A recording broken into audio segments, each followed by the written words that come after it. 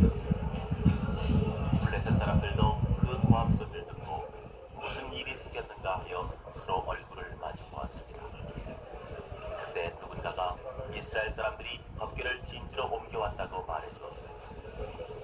그 말을 들은 블레셋 사람의 얼굴에는 두려움의 빛이 떠올랐습니다. 이스라엘 신이 진지에 들어왔으니 이제 우린 졌군. 이런 일은 일찍이 없었는데 이제 우리는 끝났다.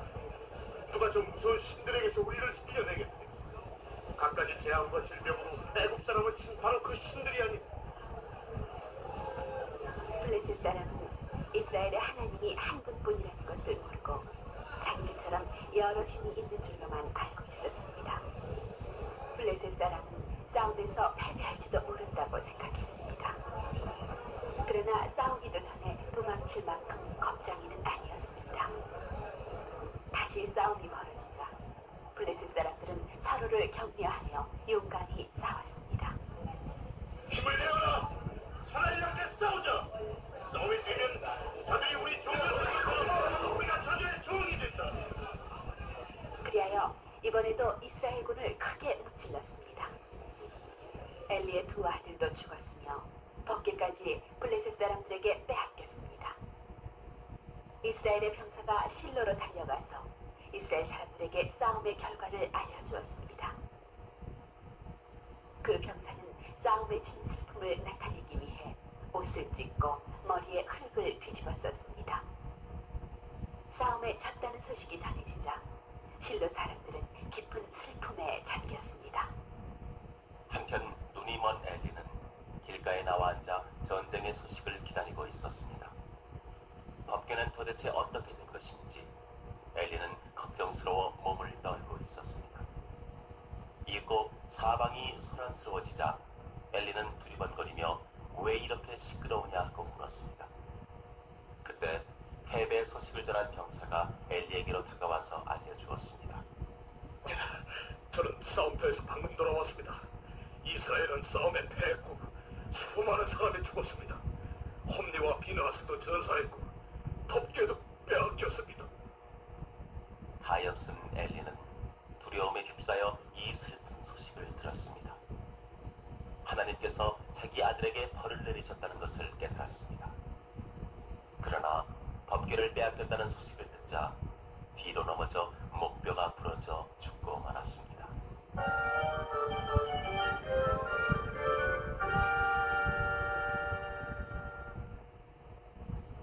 블레셋 사람들은 법궤를 아스도스로 옮겼습니다. 아스도스에는 다곤이라는 물고기 신의 신전이 있었는데 블레셋 사람들은 법궤를 그 신전으로 옮겨 우상 곁에 놓아두었습니다. 다음 날 아침 블레셋 사람들이 신전에 가보니 다곤의 상이 법궤 앞에 쓰러져 있었습니다. 그들은 그 상을 일으켜 제자리에 세워두었습니다. 다음 날 아침이 되자 또다시 다곤의 상이 쓰러져 있었습니다. 더욱이 이번에는 손과 목이 부러져서 몸뚱이만 남아 있었습니다. 왜냐하면 다곤의 하반신은 물고기의 꼬리였기 때문입니다. 뿐만 아니라 성읍에는 병이 번져 수많은 사람이 죽어갔습니다. 블레셋 사람들은 말했습니다. 이스라엘 사람이 받드는 하나님의 법궤를 우리가 사는 곳에 둬서는 안 된다. 그 하나님이 우리와 우리의 신 다곤을 저주한다. 아스돗 사람들은 블레셋 사람의 모든 방백들을 불러 모아 법궤를 어떻게 할 것인지 의논했습니다. 그런 끝에 그들은 가드라는 곳으로 법궤를 보냈습니다. 그러자 이번에는 가드에 병이 번져 그곳에서도 수많은 사람이 죽었습니다. 그래서 그들은 다시 법궤를 에그론으로 보냈습니다. 에그론 사람들은 법궤가 오는 것을 보자 소리쳤습니다. 저들이 우리를 죽이려고 이스라엘 하나님의 법궤를 이곳으로 가져오는구나. 블레셋 사람은 하나님의 법궤를 자기네 나라에 두는 것이 두려웠지만 어떻게 해야 좋을지 몰랐습니다. 그들은 이교도의 제사장들과 점장이들을 불러 이 문제를 의논했습니다. 그러자 점장이들이 말했습니다. 어미서 두 마리를 끌어다가 새 수레를 끌게 하십시오. 그리고 어미소의 송아지를 떼어다 우리로 보내십시오. 그리고 하나님의 법궤를 수레에 싣고 베세메스로 가는 길에 세워놓으십시오. 만일 어미소들이 베세메스 쪽으로 곧장 올라가면 당신네들에게 재앙을 내린 것은 이스라엘의 하나님일 것입니다. 그러나 만약 어미소들이 송아지에게로 돌아오면은 이 재앙은 우연히 밝혀질 것입니다. 블레셋 사람들은 그 말에 따르기로 했습니다. 수레를 베세메스로 이르는 길에 끌어다 놓자 어미소들은 한 번도 뒤돌아보지 않고 베세메스를 향해 똑바로 나아갔습니다. 블레셋의 방백들은 어미소들이 베세메스에 도착할 때까지 따라가기로 했습니다. 때마침 보리 추수 때여서 이스라엘 사람들은 밭에 나가 열심히 보리를 거두들이고 있었습니다. 일을 하다 말고 무심코 바라보니 하나님의 법궤가 돌아오는 것이 아니겠습니까? 그 뒤에서는 블레셋 방백들이 따라오고 있었습니다. 그들은 기뻐서 어쩔 줄 모르며 법궤를 맞이했습니다. 몇몇 레위 사람이 수레에서 법궤를 내려놓았습니다. 그들만이 법궤를 옮겨놓을 권리가 있었습니다. 그들은 법궤를 큰 돌 위에 제물과 함께 올려놓았습니다. 그러고 나서 하나님께 번제를 올렸습니다. 이때 베세메스의 이스라엘 사람들은 큰 실수를 했습니다. 그들은 법궤가 놓여있는 돌 곁으로 모여들어 두 개의 큰 그룹이 달린 뚜껑을 열고 법궤 속을 들여다보았던 것입니다. 이것은 대단히 잘못한 일이었습니다. 레위 사람 외에는 법궤를 만지지 말아야 했던 것입니다. 하나님께서는 곧 그들에게 벌을 내렸고 그로 인해 많은 사람들이 죽었습니다. 마침내 베세메스 사람들은 법궤를 베세메스에 두는 것을 두려워하여 기럇 여아린 사람들에게 전가를 보내어 법궤를 가져가도록 부탁했습니다. 기럇 여아린 사람은 법궤를 자기들의 고을로 가지고 갔습니다. 그래서 법궤는 20년 동안 그곳에 있었습니다.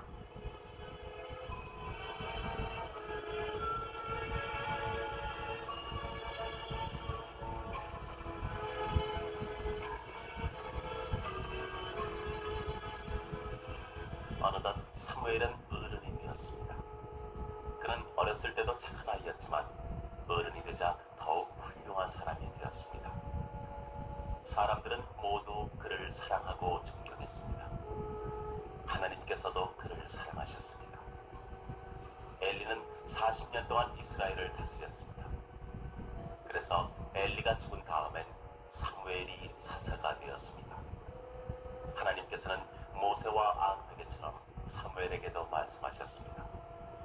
하나님께서 다시 예언자를 통하여 백성들에게 말씀하신다는 것은 이스라엘 사람들로서는 큰 기쁨이었습니다.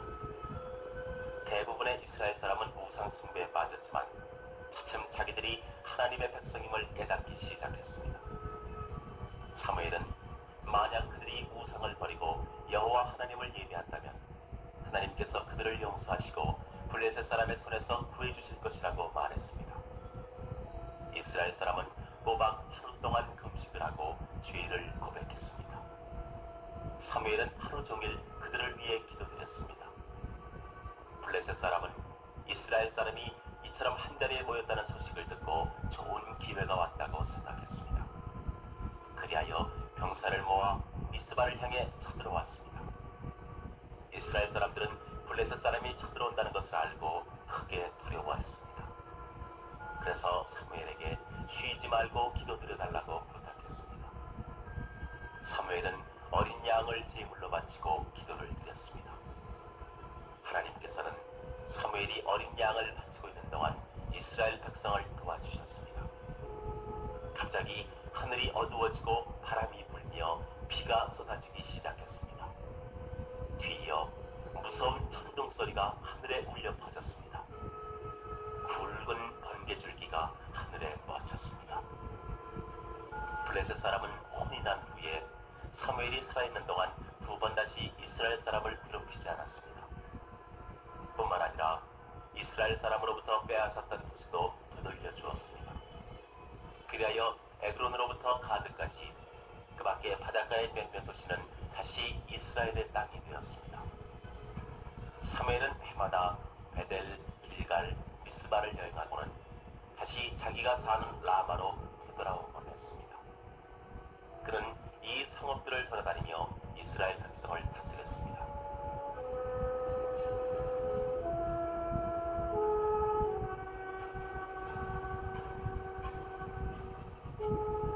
백성들은 이미 우상을 섬기지 않았습니다. 그들은 하나님을 섬겼으며 사무엘이 그들의 사사로 있는 동안 평화롭고 행복하게 살았습니다. 세월이 흘러 사무엘은 노인이 되었습니다. 그는 아들 형제를 시켜 이스라엘을 다스리도록 했습니다. 그러나 사무엘의 아들은 그의 아버지만큼 훌륭한 사람이 못 되었으며 백성을 공평하게 다스리지 않았습니다. 뇌물을 받고 나쁜 사람을 편들기도 했습니다. 이스라엘의 장로들은 사무엘을 찾아와서 말했습니다. 당신은 이제 늙고 아드님들은 당신의 길을 따르지 않으니 다른 나라처럼 왕을 세워 우리를 다스리게 해주십시오. 사무엘은 그러한 말을 달갑게 여기지 않았지만 어떻게 대답해야 좋을지 몰랐습니다. 그는 어려운 일을 당할 때면 누구나 그렇듯이 하나님께 기도드렸습니다. 하나님께서는 사무엘에게 백성들의 소원을 들어주라고 하시면서 말씀하셨습니다. 사무엘아, 그들은 너를 배척하는 게 아니라 나를 배척하는 것이다. 그들은 나를 왕으로 모시기 싫어하는 것이다. 사무엘은 백성들을 타일러보려고 했습니다. 사무엘은 그들에게 왕을 세우자고 한 것을 후회하게 되리라고 말했습니다. 그는 왕이 그들의 아들, 딸을 종으로 달라고 할 것이라고 말했습니다. 또한 그들의 땅을 빼앗아 신하에게 줄 것이라고 말했습니다. 게다가 왕이 세워지면 백성들은 많은 세금도 물어야 할 것이라고 경고했습니다.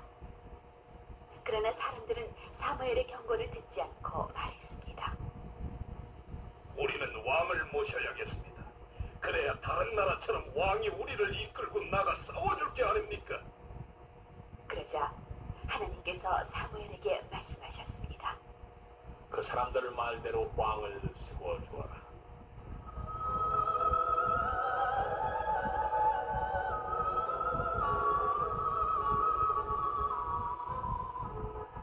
베냐민 지파의 기스라고 하는 부자가 살고 있었습니다.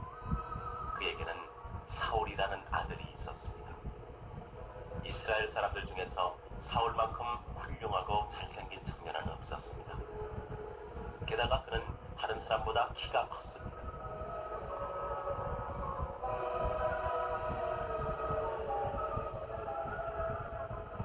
사울의 아버지에게는 여러 마리의 나귀가 있었습니다.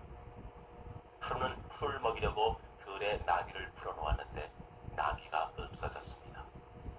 아버지는 사울에게 일렀습니다. 종 한 사람을 데리고 가서 나귀를 찾아오너라.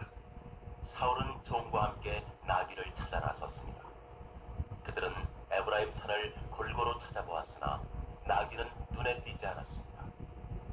그들은 나중에는 베냐민 땅까지 여기저기 찾아다녔으나 역시 거기서도 나귀를 찾지 못했습니다. 마침내 사울은 종을 보고 말했습니다. 그만 돌아가자. 아버지는 나귀보다도 우리 걱정을 더 하실 것이다. 그러나 이제 와서는 집으로 돌아가는 것도 쉬운 일이 아니었습니다. 너무나 멀리까지 와버려 집으로 돌아가는 길을 찾을 수 없게 된 것입니다. 그때 종은 문득 예언자 사무엘이 그 부근에 산다는 생각이 머리에 떠올랐습니다. 사무엘이라면 돌아가는 길을 가르쳐줄 수 있으리라고 생각했습니다.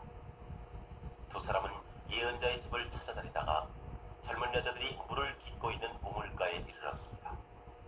사울은 그 여자들을 보고 말했습니다. 예언자가 여기 계십니까? 예, 계십니다. 어서 가보십시오. 오늘 성읍에서 희생제물을 바치는데 그분이 오셔서 희생제물에 축복해 주셔야 사람들이 식사를 합니다.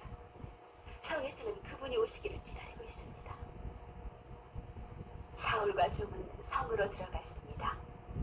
그리고 얼마 안 있어 사무엘과 마주쳤습니다. 한편 바로 그 전날 하나님께서 사무엘에게 말씀하셨습니다. 내일 이맘때쯤 벤야민 땅에서 한 젊은이가 너를 찾아올 것이다. 너는 그에게 기름을 부어 이스라엘의 왕으로 삼아라. 그는 나의 백성을 블레셋 사람의 손에서 구해줄 것이다. 사울과 종이 예언자를 찾아 걷고 있는데 하나님께서 또다시 사무엘에게 말씀하셨습니다. 보라, 내가 말한 사람이 바로 이 청년이다. 이 사람이 나의 백성을 다스릴 것이다. 바로 그때 사울은 사무엘의 곁으로 다가와서 공손히 물었습니다. 예언자의 집은 어디 있습니까? 부디 저에게 가르쳐 주십시오. 내가 바로 그 예언자예요. 내일 당신이 집에 돌아갈 수 있도록 해주겠소. 그리고 당신이 알고 싶어하는 것을 모두 얘기해 주겠소. 사무엘은 사울이 아직 나귀에 대해 이야기하지 않았는데도 말했습니다. 잃었던 나귀는 이미 찾았으니 걱정하지 마시오. 이스라엘이 바라는 사람은 바로 당신입니다. 당신은 어째서 그런 말씀을 하십니까? 저는 그처럼 위대한 사람이 아닙니다. 사울은 놀랐습니다. 그리고 사무엘의 말뜻을 잘 알아들을 수 없어서 이렇게 대답했습니다. 사무엘은 하나님께서 사울을 왕으로 뽑으셨다는 것을 아직 사울에게 말해주지 않고 있었습니다. 사무엘은 사울을 집으로 데리고 가서 먼저 식사를 대접했습니다. 그는 사울을 윗사람이 앉는 자리에 앉히고 가장 좋은 음식을 주었습니다. 사울은 종과 함께 사흘 동안 나귀를 찾으려고 곳곳을 헤맬 때 가지고 있던 양식을 다 먹어버렸기 때문에 기꺼이 식사 대접을 받았습니다. 그날 사울은 종과 함께 사무엘의 집에 머물렀습니다. 그리고 다음 날 아침 길을 떠나 집으로 돌아가려 했습니다. 사무엘도 그들과 함께 나섰다가 성읍 바깥쪽에 이르자 사울에게 말했습니다. 종을 먼저 보내고 당신은 여기 잠깐 서 있도록 하시오. 내가 하나님의 말씀을 전해드리겠습니다. 종이 먼저 떠나자 사무엘은 기름병을 들어 사울의 머리에 기름을 부었습니다. 그리고 나서 사울에게 입맞추며 말했습니다.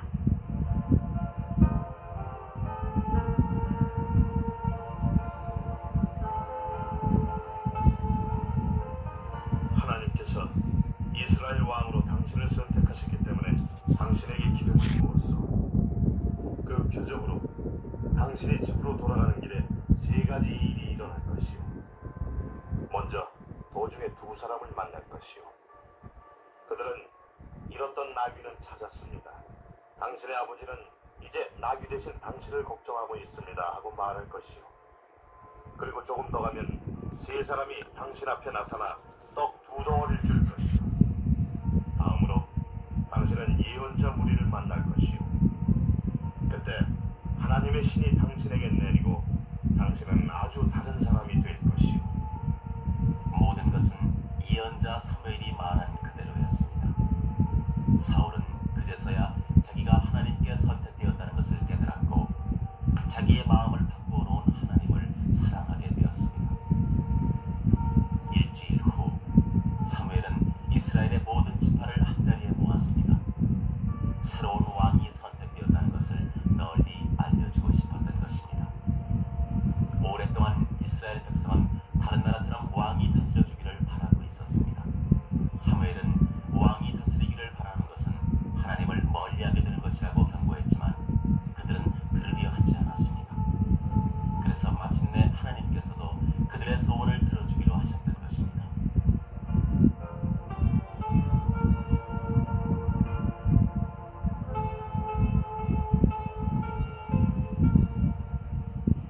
백성들이 한자리에 모이자 사무엘은 왕이 나올 지파를 골랐습니다. 그리고 나서 다시 그 지파 가운데서 한 집안을 골랐습니다. 그 집안 사람들이 사무엘 앞으로 나가자 사무엘은 기스의 아들 사울의 이름을 불렀습니다. 그러나 사울은 눈에 띄지 않았습니다. 물론 사울은 자기가 왕으로 선택됐다는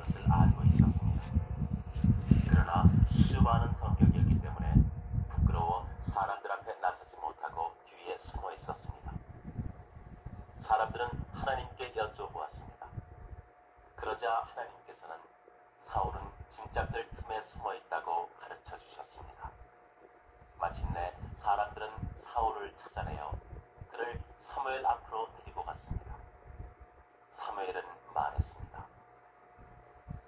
하나님께서 택하신 사람을 보라. 백성들 가운데 이만한 인물이 없다.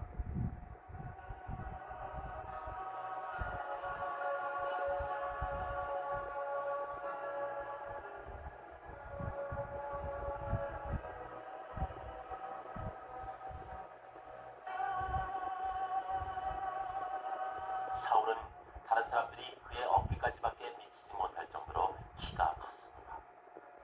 이스라엘 백성은 멋있는 왕을 보자 덩실덩실 춤을 추며 소리쳤습니다.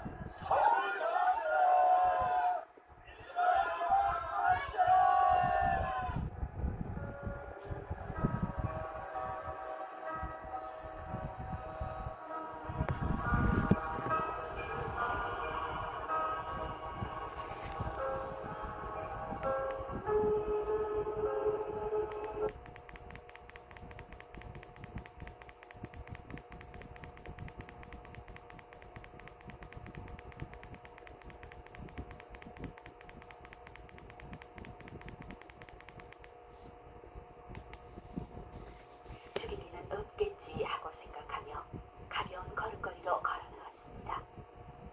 그러나 사무엘은 아각을 죽였습니다.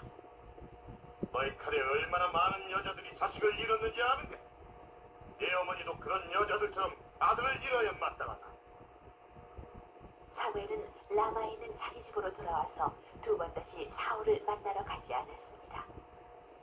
그는 사울이 하나님의 백성을 잘 다스리는 훌륭한 지도자가 되지 못한 것을 슬퍼했습니다.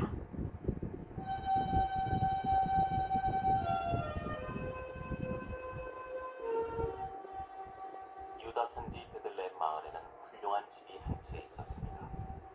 그 집은 약 100년 전 롯과 보아스가 지은 집입니다. 롯과 보아스는 이미 세상을 떠났고 그들의 아들 오벳도 이미 죽었습니다. 그러나 오벳의 아들 이세는 할아버지와 할머니가 살던 그 집에 아들 8형제와 살고 있었습니다. 때는 봄, 산과 들에 꽃이 만발하고 개울물이 굽이치며 흘러가고 있었습니다. 파릇파릇 풀이 돋아난 언덕에는 새하얀 양들이 여기저기 흩어져서 보드라운 풀을 뜯어먹고 있었습니다.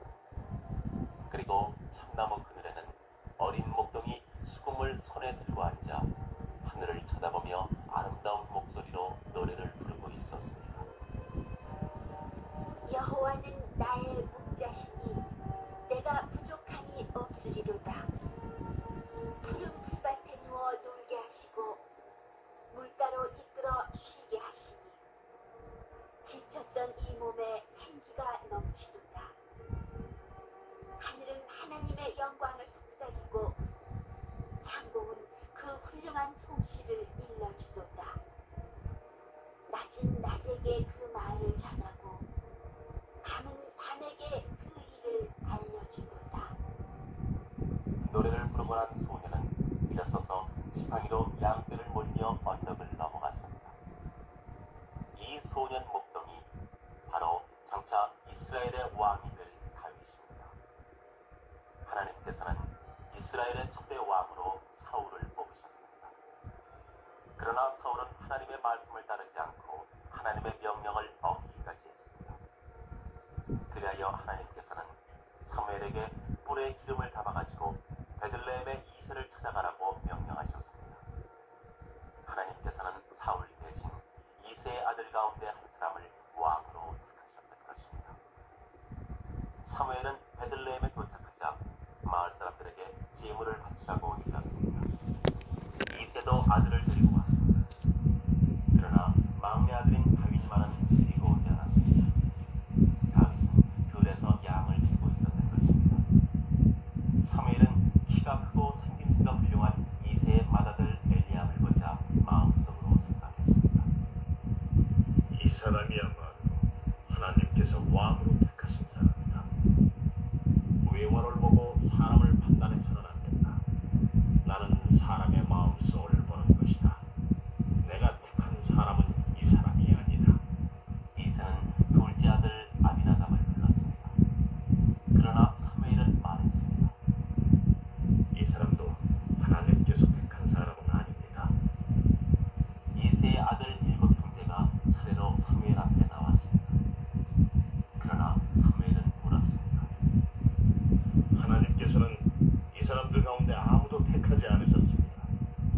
당신의 아들은 모두 다 나왔습니까? 막내 아들이 있는데 그 아이는 지금 양을 치고 있습니다. 그 아들을 불러오십시오. 그가 여기 오기까지 우리는 식탁에 앉을 수가 없습니다. 다윗이 들에서 돌아왔습니다. 기껏해야 17세 정도밖에 안 돼 보이는 소년이었습니다. 다윗은 키가 크고 생김새도 훌륭했습니다. 또 날마다 양떼를 몰고 들에 나가서 지내기 때문에 살결과 혈색이 건강해 보였으며 체격도 좋았습니다. 다윗이 나타나자 하나님께서는 사무엘에게 말씀하셨습니다. 사무엘아, 그에게 기름을 부어라. 그가 장차 이 나라의 왕이 될 것이다.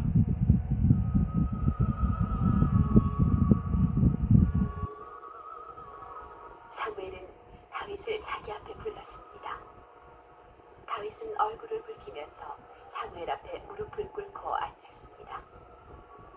사무엘은 다윗의 머리에 기름을 부었습니다. 다윗의 형제들과 베들레헴의 사람들은 이 광경을 지켜보았습니다. 이때부터 다윗의 마음에는 하나님의 영이 깃들기 시작했습니다. 물론 아직 사울이 살아있었기 때문에 기름을 부은 그 순간부터 이스라엘을 다스린 것은 아니었습니다. 사울은 다윗이 자기 뒤를 이어 왕이 된다는 것을 알지 못했습니다. 다윗은 사울이 죽은 후에야 왕국을 다스리게 된 것입니다.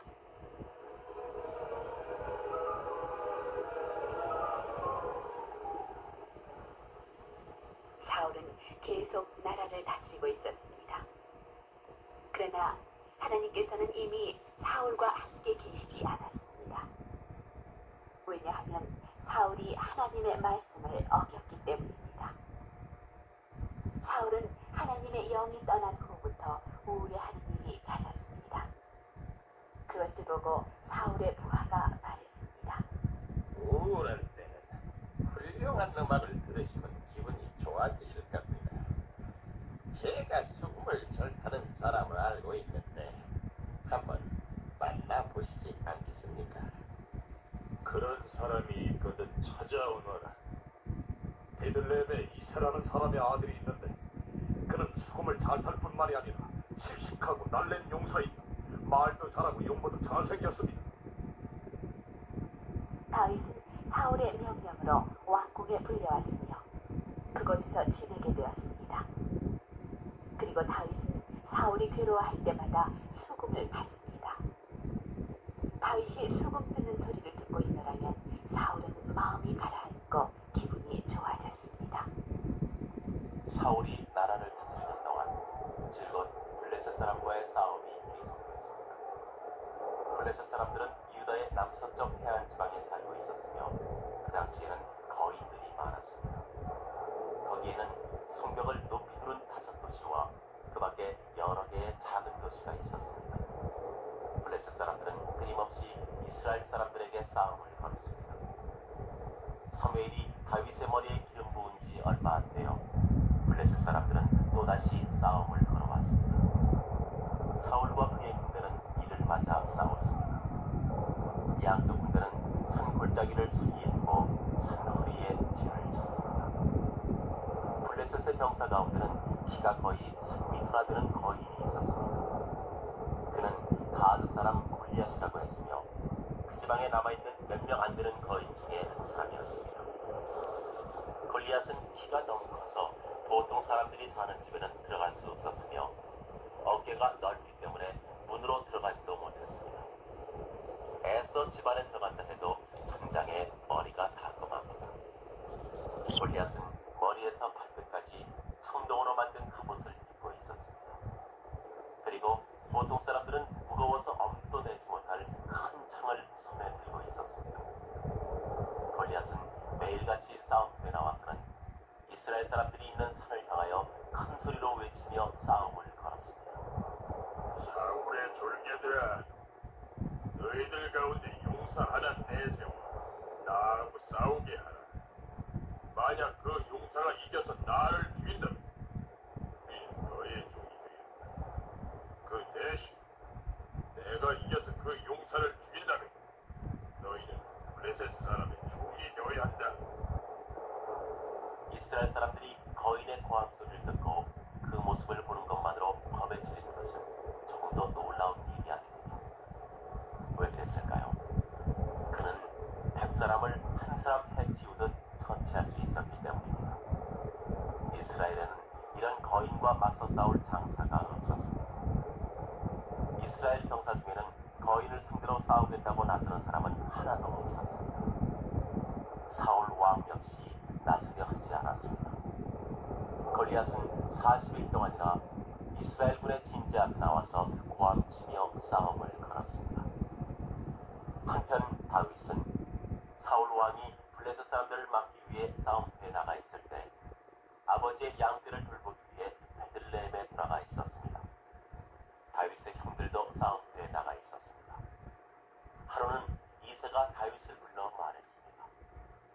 이 볶은 곡식 한 말과 빵을 싸움터에 나가 있는 형들에게 갖다 주어라. 그리고 이 치즈 10개는 형들의 대장에게 드리고 형들이 지내는 모양을 잘 살피고 오너라.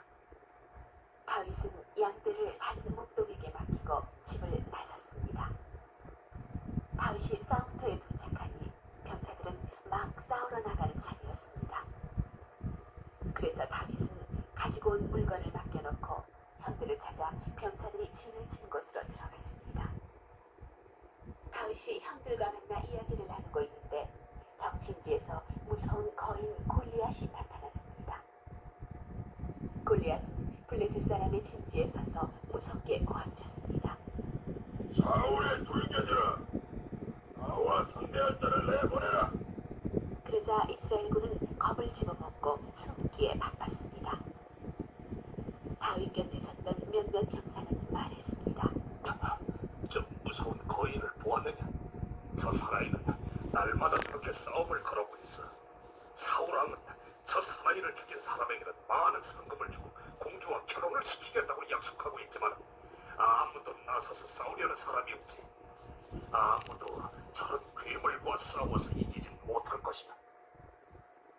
내가 나가서 저 거인과 싸우겠습니다. 그는 이교도인 블레셋 놈에 지나지 않아요. 하나님의 군대에게 싸움을 건다니 말이나 됩니까? 하나님께서는 그를 이기도록 도와주실 것입니다. 한 병사가 사울 왕에게 가서 다윗의 말을 전했습니다. 사울 왕은 거인과 싸우려고 나선 사람이 있음을 알고 크게 기뻐하여 곧 데려오게 했습니다.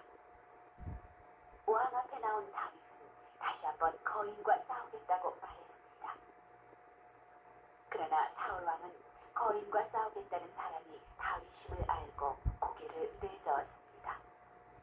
너는 아직 어린아이가 아니니 저 거인과 싸우겠다니 어림도 없는 소리다. 그는 어렸을 때부터 싸움만 한 놈이다. 제가 아버지의 양을 지키고 있을 때 사자가 나와서 새끼 양을 물고 간 적이 있습니다.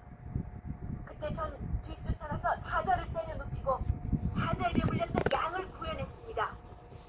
곰이 나와서 새끼 양 한 마리를 물고 갔을 때에도 전 그 곰을 죽였습니다. 사자와 곰의 이빨로부터 절 구해주신 하나님께서는 블레셋 사람의 손에서도 절 구해주실 것입니다. 그럼 가거라. 하나님께서 널 지켜주시기 바랍니다. 다윗이 하나님을 깊이 믿고 있는 것을 보고 사울은 허락해 주었습니다. 사울은 다윗에게 갑옷을 입혀주는 편이 안전할 거라고 생각했습니다.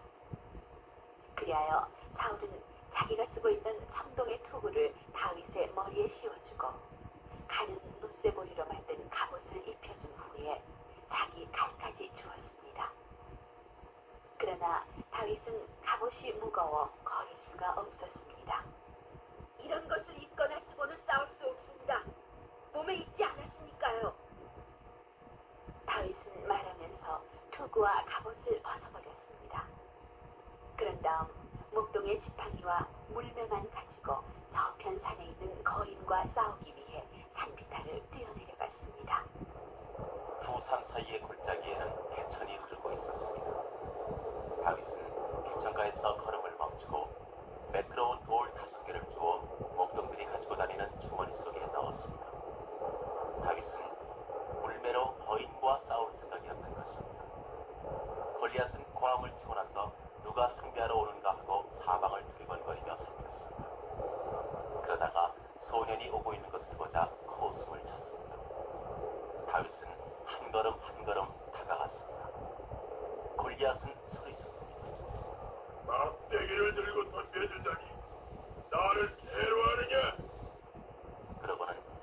그가 섬기는 온갖 신의 이름을 부르며 다윗에게 욕을 퍼붓기 시작했습니다. 자, 그래. 이 살점을 사료를 낳는 새와 들판을 달리는 짐승의 밥이 되도록 해주마. 너는 창과 칼과 방패를 들고 내게 덤비지만 난 만군의 하나님의 이름 곧 내가 욕설을 퍼붓는 이스라엘의 하나님의 이름으로 너와 싸우겠다. 오늘 하나님께서는 너를 내 손에 넘겨주신다. 나는 그것으로 이스라엘의 하나님이 계시다는 것을 모든 사람에게 알리겠다.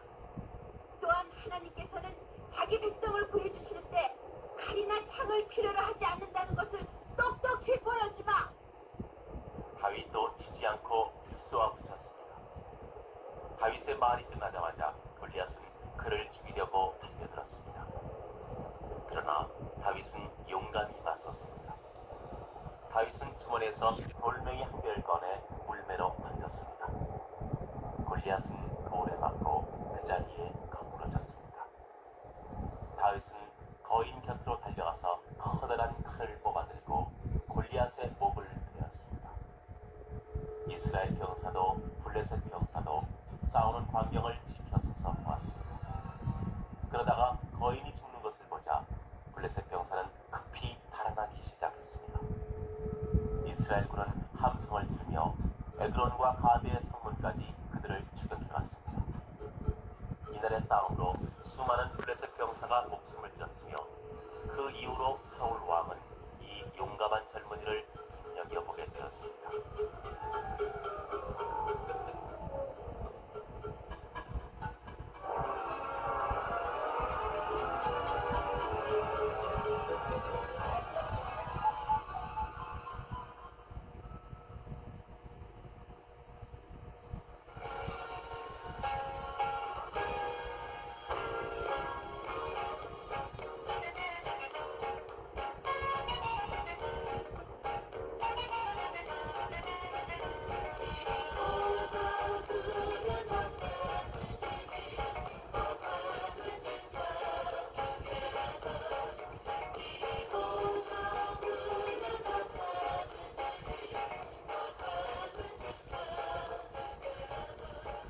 사울은 다윗이 거인을 죽인 데 크게 만족하여 그를 집으로 돌려보내지 않고 줄곧 궁전에 머무르게 했습니다.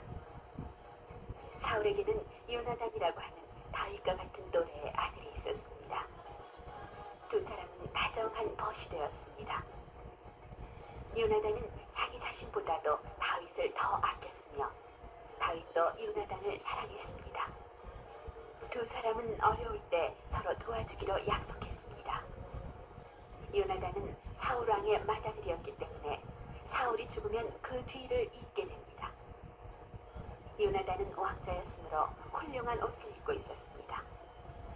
다윗을 사랑한 요나단은 그에게 자기 옷까지 주었을 뿐만 아니라 자기의 활과 화살도 주었습니다. 다윗은 계속 궁전에서 살았습니다. 사울이 가는 곳에는 어디든지 따라다녔고 언제나 영리하게 행동했기 때문에 사울은 그를 군대 대장으로 임명했습니다. 다윗이 가는 곳마다 사람들은 그를 반기며 따랐습니다. 그런데 여기 한 가지 문제가 생겼습니다. 다윗이 블레셋 사람과 싸워서 이기고 돌아올 때 성읍 여자들은 사울 왕을 환영했습니다. 여자들은 블레셋 사람과 싸워서 이긴 기쁨을 나타내고 싶었던 것입니다. 여자들이 기쁨에 못 이겨 북을 치고 춤을 추며 노래했습니다. 사울은 수천을 치셨고 다윗은 수만을 치셨다네. 이 노래를 들은 사울은 크게 화를 냈으며 다윗을 치게 하기 시작했습니다. 사울은 다윗은 수만을 죽였다고 하고 나는 겨우 수천을 죽였다고 한다. 이러다간 언젠가는 사람들이나 대신들이 그를 왕으로 삼지나 않을까 하고 생각했습니다.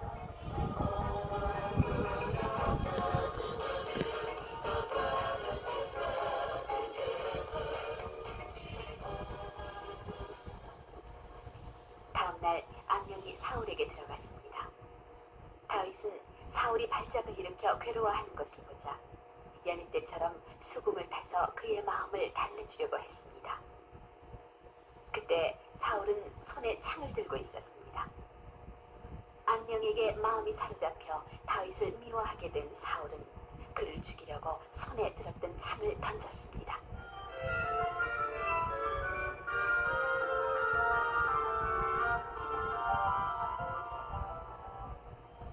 그러나 다윗은 날쌔게 몸을 피했습니다. 사울이 다시 창을 던졌지만 이번에도 다윗은 감쪽같이 피했습니다. 그런 일이 있은 다음 사울은 다윗을 궁전에 있지 못하게 했습니다. 사울은 다윗을 군대의 참부장으로 삼았던 것입니다. 다윗은 이미 어른이 돼 있었고 하나님께서 그와 함께 하셨습니다.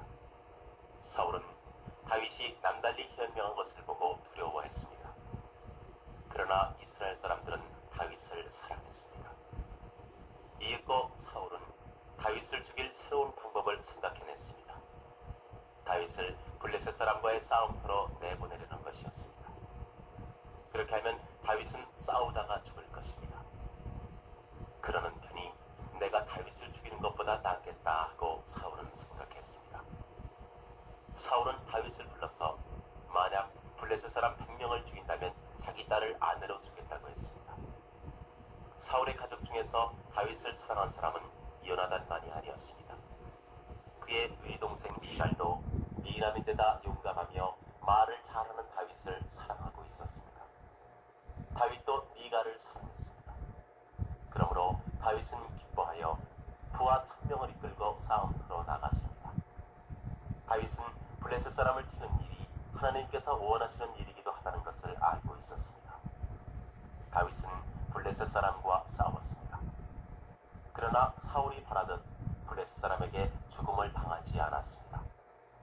다윗이 싸움터에서 이기고 돌아오자 사울도 하는 수 없이 미가를 아내로 주었습니다.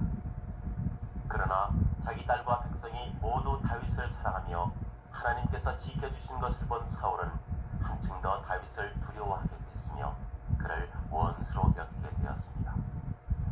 사울 왕은 다윗을 싸움터로 내보내어 죽이려던 계획이 어긋나버리자 또 다른 생각을 하게 되었습니다. 요나단과 신하들에게 다윗을 죽이도록 명령한 것입니다. 요나단은 다윗을 사랑하고 있었습니다. 그러므로 다윗을 죽이기는커녕 자기 힘이 닿는 데까지 도와주리라고 마음먹었습니다. 요나단은 다윗에게 자기가 아버지와 이야기하는 동안 잠시 몸을 숨기고 있으라고 했습니다. 숨어 있으면 자기가 아버지의 속을 떠보고 결과를 알려주겠다고 했습니다. 다윗은 요나단이 시키는 대로 몸을 숨겼습니다. 한편 요나단은 아버지에게로 가서 다윗에 대해 칭찬의 말을 했습니다. 다윗은 아버지를 위해 많은 일을 했습니다. 그러니 그를 해치지 말아주십시오. 골리앗과 싸울 때 그가 아버지를 위해 목숨을 걸었던 것을 잊으셨습니까? 아버지는 그것을 보고 기뻐하셨죠. 그런데 지금은 왜 아무런 이유도 없이 그를 죽이려 하십니까? 사울은 아들의 말을 듣자 크게 부끄러워하며 다윗을 죽이지 않겠다고 약속했습니다. 그리하여 요나단은 다윗을 아버지에게로 데리고 왔으며 다윗은 다시 사울의 궁전에서 지내게 되었습니다. 얼마 후 블레셋 사람이 또다시 이스라엘에 싸움을 걸어왔습니다. 다윗은 1000명의 병사를 거느리고 나가서 블레셋군을 크게 무찌르고 승리를 거두었습니다. 이런 일이 있은 뒤 사울은 또다시 다윗을 질투하기 시작했습니다. 사울은 악령 때문에 못 견디게 괴로워했습니다. 그러다가 어느 날 수금을 타고 있는 다윗을 보자 치밀어 오르는 화를 참지 못하고 창을 던졌습니다.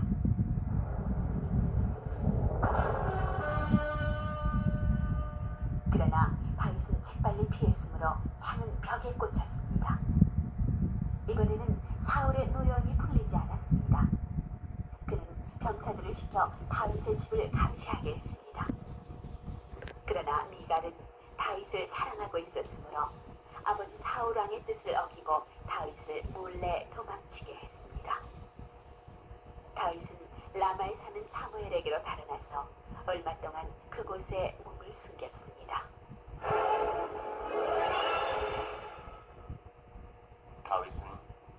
언제나 왕의 눈을 피해 숨어 있을 수 없다는 것을 알고 있었습니다. 그는 몰래 요나단을 찾아가서 물었습니다. 내가 무슨 못할 짓을 했는가? 무슨 잘못을 저질렀기에 내 목숨을 노리신단 말인가? 자네를 죽이시다니 그럴 리가 있나? 내 아버님과 얘기를 나눠보고 왜 자네에게 화를 내고 계신지 알아보도록 하겠다. 아버님은 내게 숨기시는 일이 없으니까 이 얘기를 해주실 거야. 자네 아버지는 자네가 나를 사랑하고 있다는 것을 잘 알고 계시다. 그래서 요나단이 슬퍼하지 않도록 이 일은 숨겨둬야겠다고 생각하실 것이 있어. 나를 죽이려는 손이 가까이 와 있어. 자네 말이면 무엇이든지 듣겠네. 내일은 초하루이기 때문에 나는 왕과 함께 식사를 해야 해.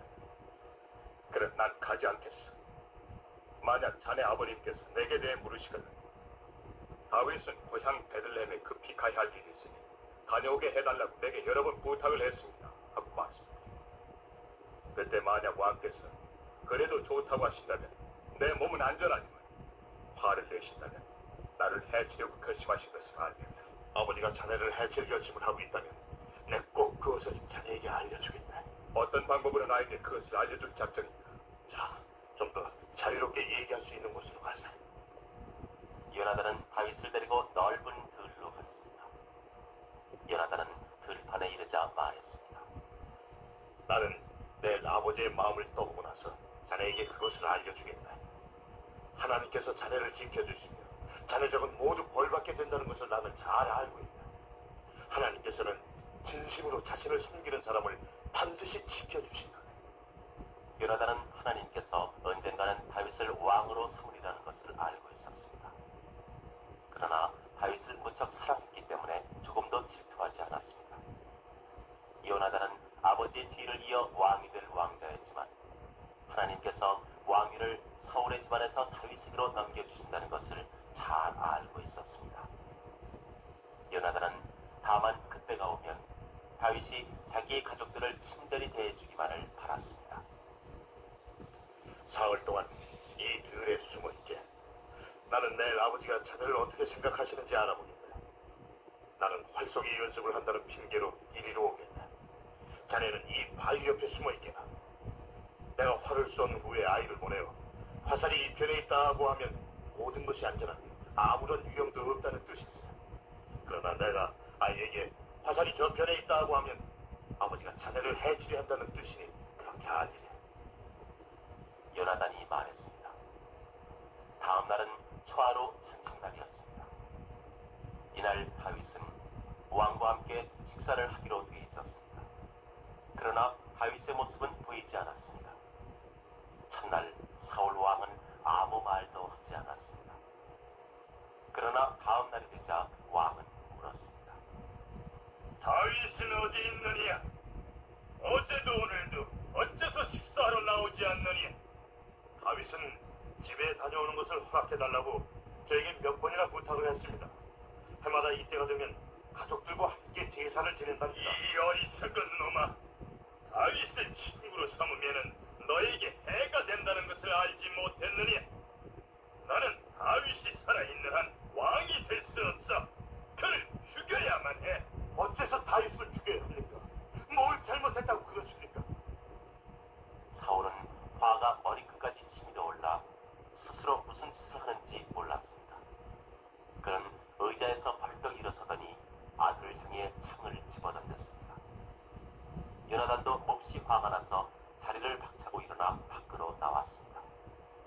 그리고 다음날 아침 일찍 아이 하나를 데리고 들로 나왔습니다. 요나단은 화를 쏘고 나서 아이를 돌아보며 소리쳤습니다. 화살은 저편에 있지 않느냐? 뭘 꾸물거리느냐? 어서 주워오너라. 잠시 후 요나단은 아이에게 활과 화살을 주며 먼저 돌아가도록 일렀습니다. 아이가 가버리자 다윗은 숨었던 곳에서 나타났습니다. 인적이 드문 들판이었지만 다윗은 아무에게도 들키지 않도록 조심했습니다. 다윗은 멀리 달아나지 않으면 죽게 된다는 것을 알아챘습니다. 요나단도 사랑하는 벗과 헤어질 때가 왔음을 깨달았습니다. 슬픈 이별이었습니다.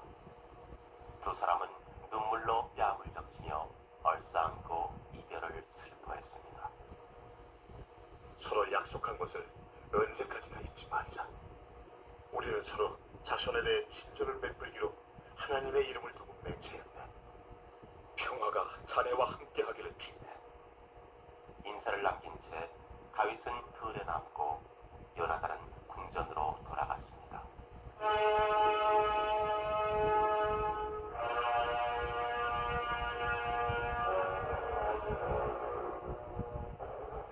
다윗은 사울의 손에서 벗어나기 위하여 이 나라를 떠나야겠다고 생각했습니다. 그리하여 블레셋의 한 성읍 가드로 갔습니다. 그러나 그것도 위험했습니다. 이 사람은 이스라엘의 다윗이 아닙니까? 사울은 수천을 죽이고 다윗은 수만을 죽였다 하고 여자들이 노래 부른 것은 이 사람을 두고 한 말이 아니었습니까? 그들은 다윗을 왕 앞으로 끌고 왔습니다. 그러나 다윗은 그들을 속이기 위해 일부러 미친 척했습니다. 그는 성문짝에 되는 대로 글씨를 써갈기고 수염에 침을 흘렸습니다. 이것을 본 왕은 부하들을 꾸짖었습니다. 이놈은 미친놈이다. 뭐하러 내게 데려왔느니? 이렇게 하여 다윗은 가까스로 목숨을 건졌으나 더 이상 그곳에 머무를 수 없었습니다. 다윗은 하나님께 도움을 간청하고 유다로 가서 아둘람이라고 하는 큰 굴에 숨었습니다. 다윗의 아버지와 형제들도 이 소식을 전해 듣고 찾아왔습니다. 그 시대에는 왕이 어떤 한 사람을 미워하면 그의 가족 모두에게 화가 미쳐 죽음을 당하는 수도 있었기 때문입니다. 이스라엘 사람 중에 사울을 싫어하는 여러 사람도 다윗을 찾아왔습니다. 이리하여 얼마 후 다윗은 400명의 부하를 거느리게 되었습니다. 그들은 사울에게 들킬 위험이 있었기 때문에 오랫동안 아둘람 동굴에 머물러 있을 수 없었습니다.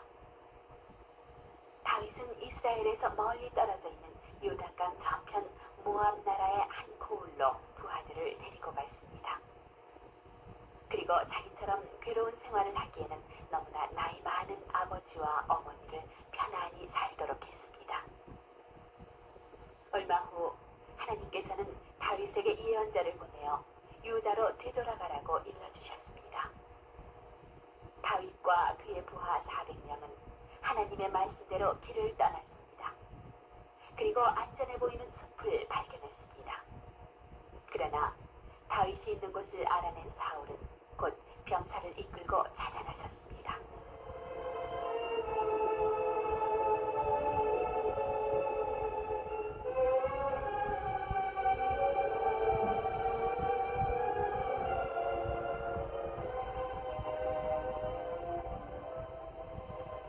다윗과 그의 부하들은 목숨을 건지기 위해 이것저것으로 도망다녀야 했습니다.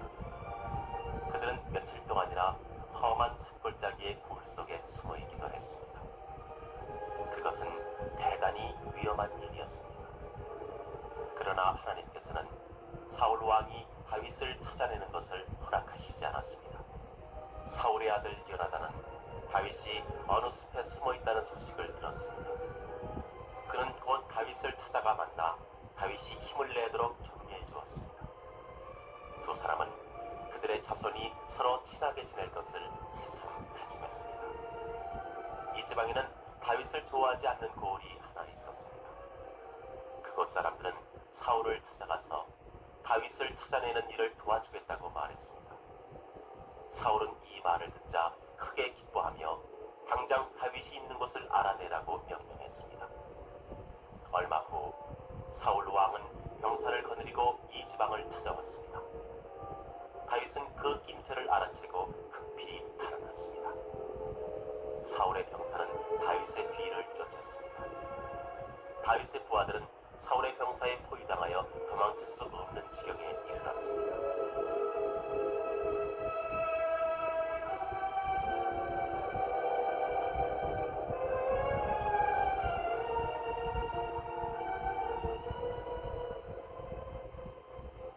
얼마 안 있어 모두 잡혀주게 되었을 때 궁전에서 보낸 심부름꾼이 사울을 찾아왔습니다. 블레셋 병사들이 쳐들어오고 있으니 어서 돌아와 주십시오. 나라가 위태롭다는 소식을 들은 사울은 다윗을 단념하고 돌아섰습니다.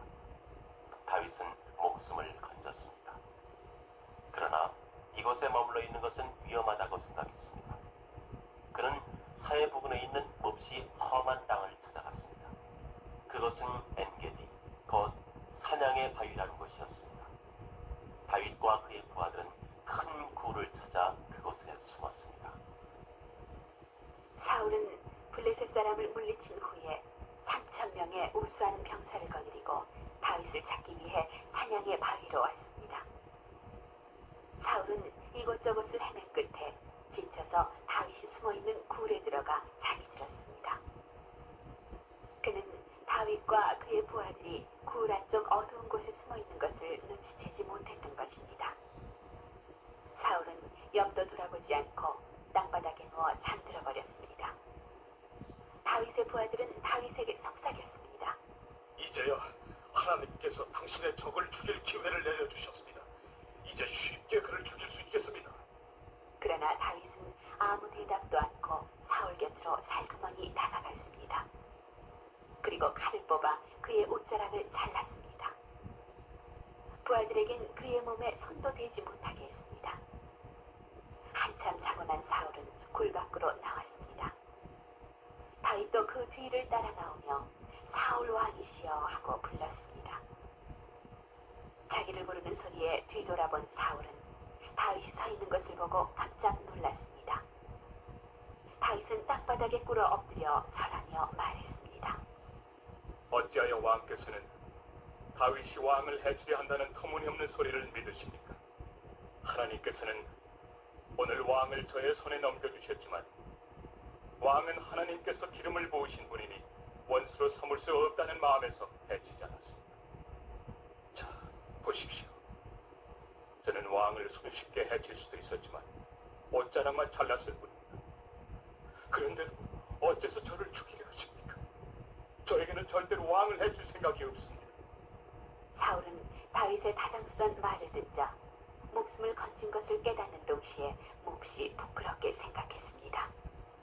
오, 내 아들 다윗아, 이게 바로 내 목소리냐? 사울은 자기가 너무 심하게 대한 것을 후회해 눈물을 흘렸습니다. 나는 너를 못살게 굴었는데도 너는 내게 이렇게 잘해주었다. 나는 널 죽이려 했는데 너는 날 살려주었다. 네가 오늘 내게 해준 일로 하나님께서는 내게 좋은 갚음을 베풀어 주실 것이다. 나는 네가 반드시 왕이 된다는 것을 알고 있다. 그때는 내 자손을 죽이지 않겠다고 약속했다.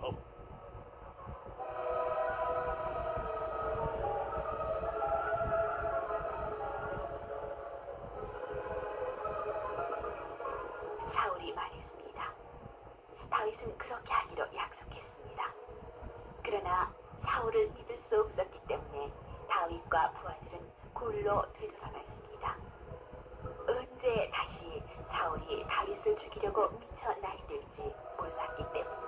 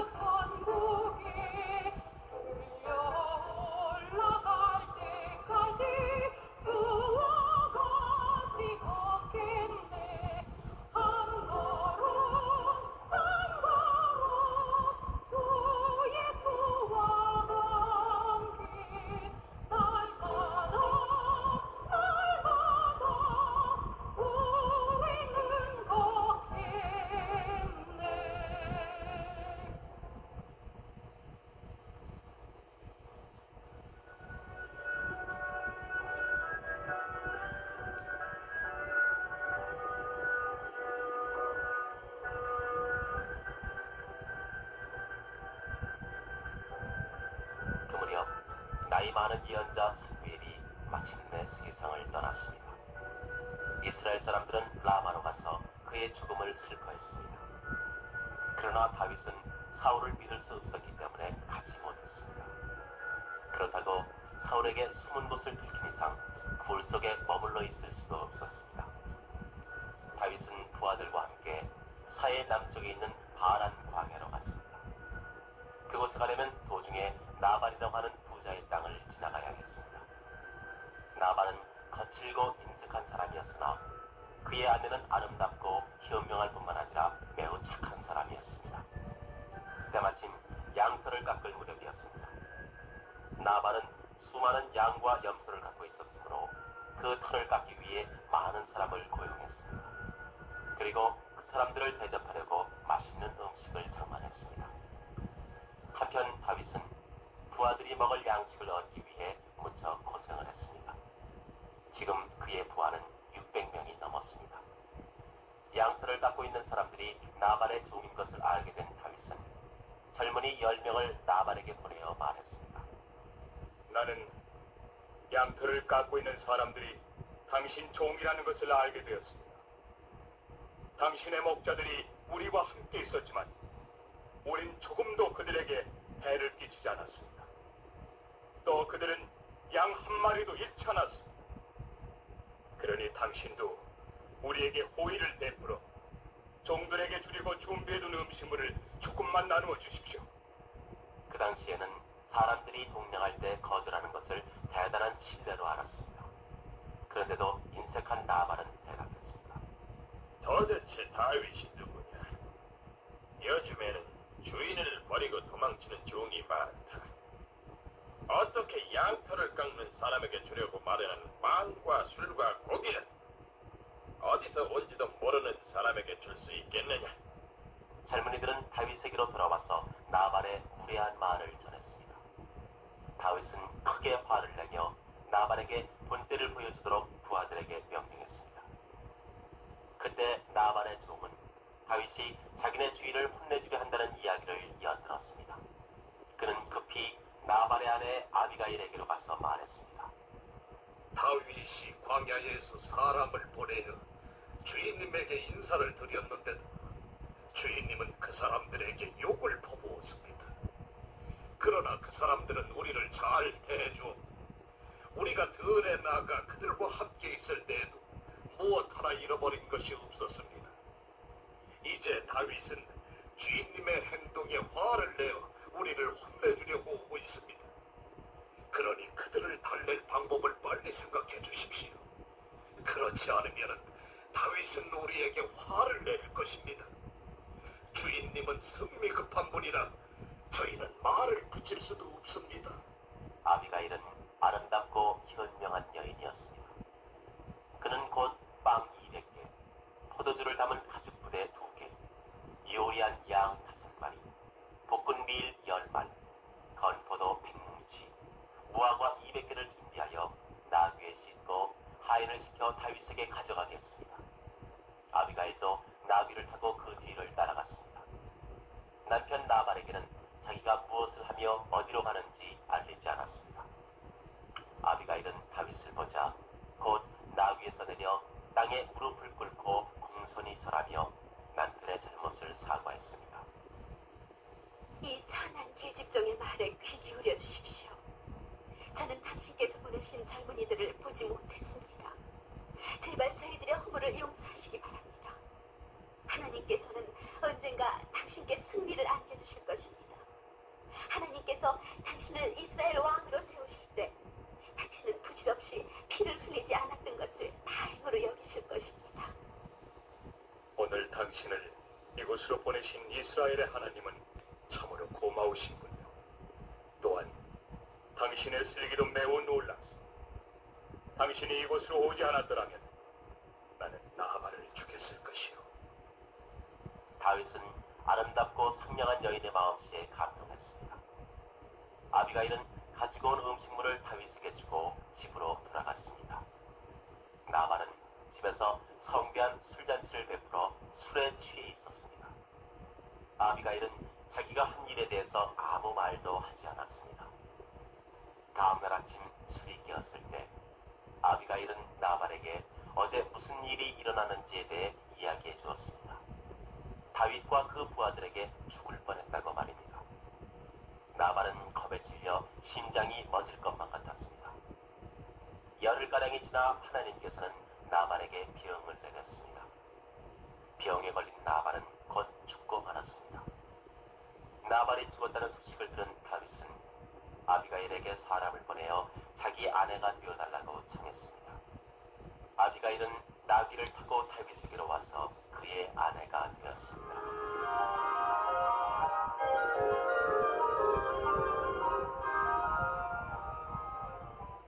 사울은 다윗에게 해를 끼치지 않겠다는 약속을 지키지 않았습니다. 만일 사람들이 다윗이 숨어 있는 곳을 고자질하지 않았더라면 사울도 약속을 지켰을지 모릅니다. 그러나 그들은 다윗과 그 부하들을 좋지 않게 생각했기 때문에 사울 왕에게 다윗이 숨어 있는 곳을 일러 바쳤습니다. 사울은 다시 3,000명의 병사를 거느리고 광야로 다윗을 찾아 나섰습니다. 다윗의 부하는 곧 왕이 다시 그를 찾아 나섰다는 것을 전해 주었습니다.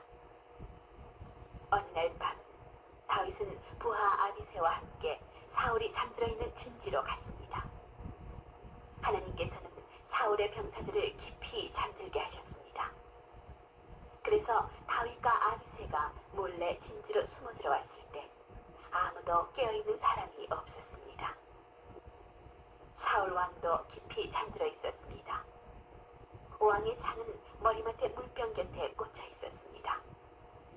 병사들을 지휘하는 아브넬도 왕 곁에서 자고 있었습니다.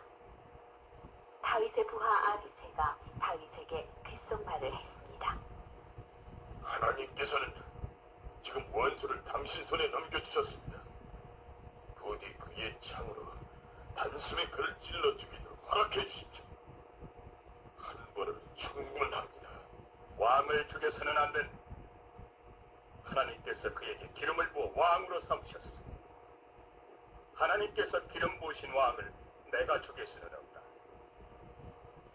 언젠가는 싸움터에서 쓰러질지도 모르고 고요히 죽을지도 모른다.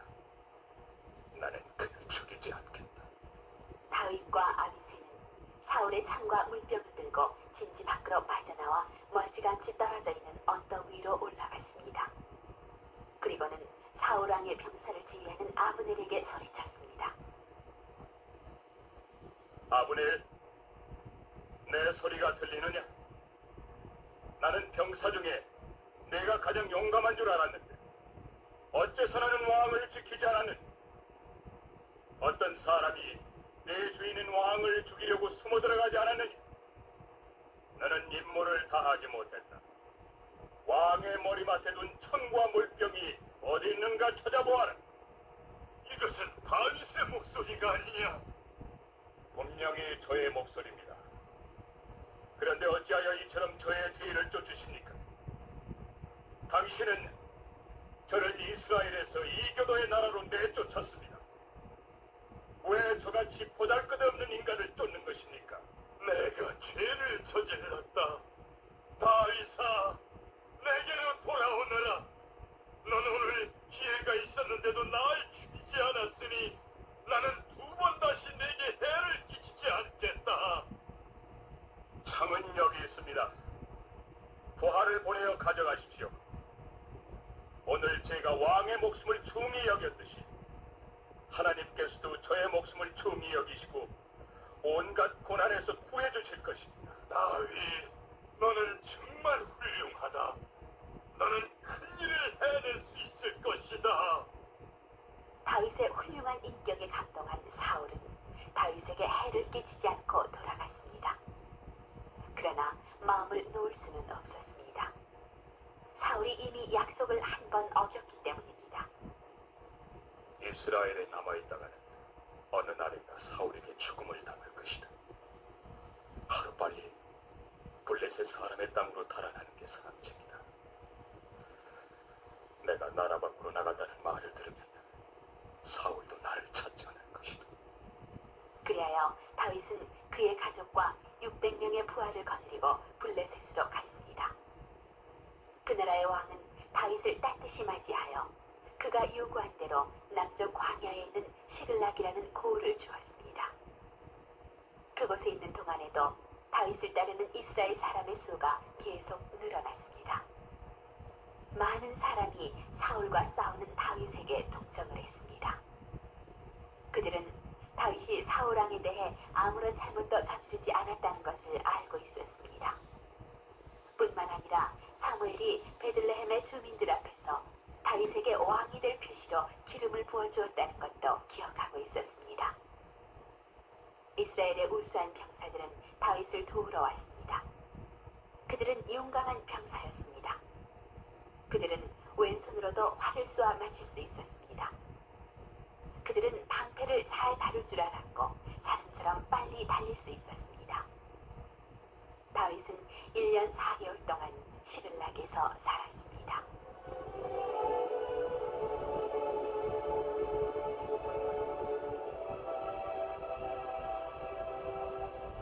얼마 후 블레셋 사람은 또다시 이스라엘과 싸우려고 만반의 준비를 갖추었습니다. 다윗은 그때까지 블레셋 사람들 사이에 살고 있었기 때문에 블레셋 사람을 따라 이스라엘과 싸우려고 부하들과 함께 블레셋의 수도 가드에 왔습니다. 그러나 블레셋 사람들은 다윗과 그의 부하들이 따라오는 것을 좋아하지 않았습니다. 다윗이 싸움터에서 이스라엘 편으로 돌아설까 두려웠던 것입니다. 여자들이 사울은 수천을 치셨고 다윗은 수만을 치셨다고 노려부는 것을 기억하고 있었던 것입니다. 블레셋 사람이 다윗을 데려가지 않은 것은 아주 다양한 일이었습니다. 첫째, 이 싸움에서 슬픈 일이 일어났으므로 다윗이 함께 싸웠더라면 몹시 후회했을 것입니다. 둘째, 다윗이 시글락에 돌아와 보니 마을이 모두 불타 잿더미로 변해 있었습니다. 떠돌아다니는 아말렉 사람들이 집을 불사르고 여자와 어린 아이들을 끌고 가버렸던 것입니다. 다윗과 그의 부하들은 집이 불타버리고 아내와 아이들이 끌려간 것을 보고 몹시 슬퍼했습니다. 다윗은 아말렉 사람을 뒤쫓아가도 좋을지 어떨지 하나님께 여쭈어 보았습니다. 하나님께서는 뒤쫓아가라고 하셨으며 빼앗긴 것을 되찾게 해주시겠다고 약속하셨습니다. 다윗은 400명의 부하를 거느리고 아말렉 사람의 뒤를 쫓았습니다. 이 거친 땅에는 아무도 살고 있지 않았기 때문에 도둑들이 어느 쪽으로 달아났는지 알 수 없었습니다. 그들은 사방을 찾아 헤매다가 들판에 쓰러져 있는 한 사람을 발견했습니다. 그 사람은 사흘 동안이나 아무것도 먹지 못했기 때문에 거의 죽어가고 있었습니다.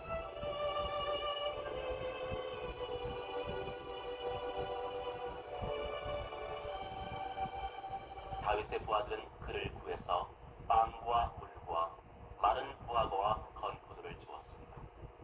음식을 먹여주자 그 사람은 기운을 찾았습니다. 그래서 다윗은 아말렉 사람들이 어느 쪽으로 갔는지 물어보았습니다. 나를 죽이지 않겠다고 약속해 주십시오. 그러면은 그들이 사는 곳으로 안내해드리겠습니다. 한편 진주로 돌아온 아말렉 사람들은 많은 보물을 빼앗아 온 것이 기뻐서 크게 잔치를 벌이고 있었습니다. 다윗의 병사가 쳐들어간 것은 바로 그때였습니다. 싸움은 그날 밤부터 시작하여 다음날 저녁 때까지 계속되었습니다. 그런 끝에 낭패를 타고 달아난 400명의 젊은이를 제외하고 아말렉 사람을 멸절시킬 수 있었습니다. 다윗의 병사들은 아내와 아이들과 소와 염소를 되찾았습니다. 뿐만 아니라 아말렉 사람의 가축까지도 차지했습니다. 그러는 동안 블레셋 사람은 싸울 준비를 갖추고 이스라엘로 쳐들어갔습니다. 다윗이 있는 곳에서 북쪽으로 30km쯤 떨어진 길보아 산에서 큰 싸움이 벌어졌습니다. 블레셋군은 용감하게 싸워서 이스라엘군을 이겼습니다. 수많은 이스라엘군이 블레셋군의 화살에 맞아 부상을 입거나 죽어갔습니다.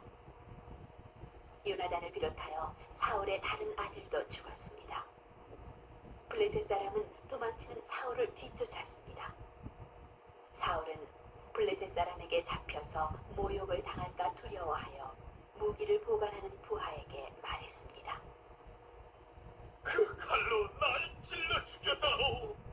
붙잡혀서 욕을 당할 수는 없다. 부하들은 사울을 죽이려고 하지 않았습니다.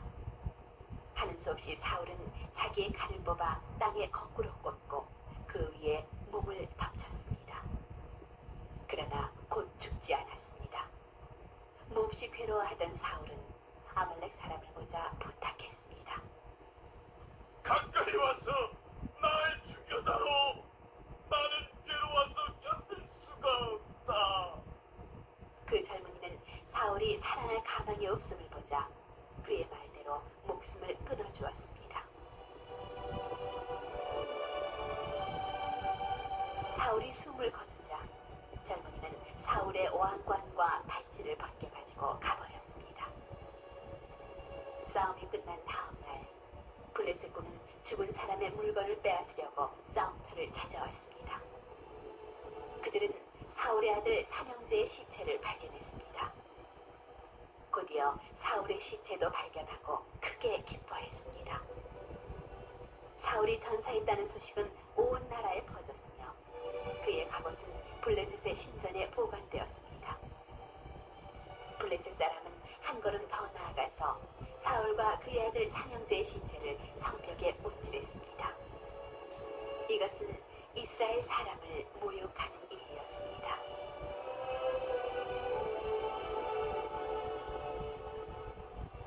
그날 밤 몇몇 용감한 이스라엘 사람은 사울과 그 아들의 시체를 성벽에서 끌어내려 나무 밑에 묻었습니다.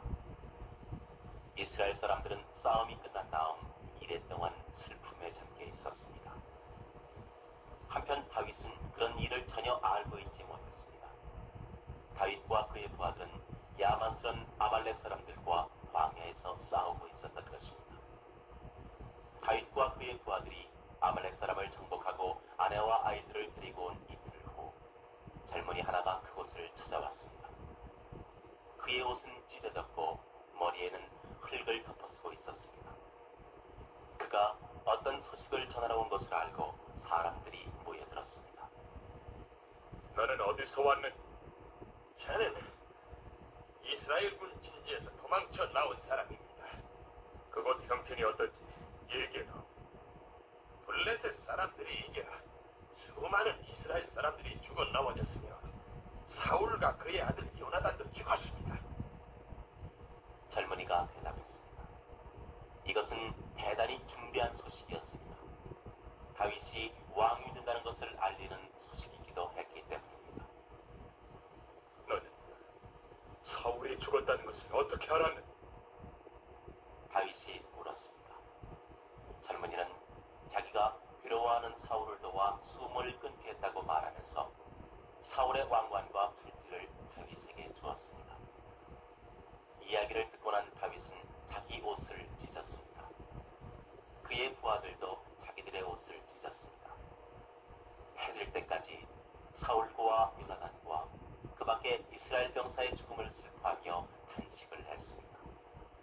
다윗은 사울의 죽음을 슬퍼하며 아름다운 노래를 읊었습니다.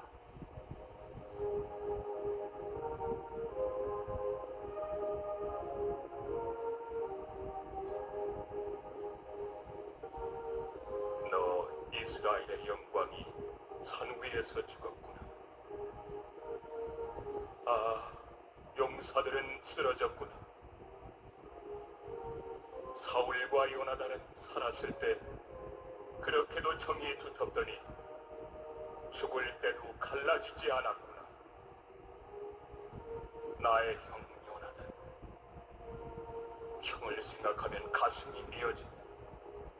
형은 나를 즐겁게 해주더니 형의 남다른 사랑, 어느 여자의 사랑도 따를 수 없었는데 사울과 그의 아들이 죽고 나니 이스라엘의 백성에게는 왕이 없어졌습니다.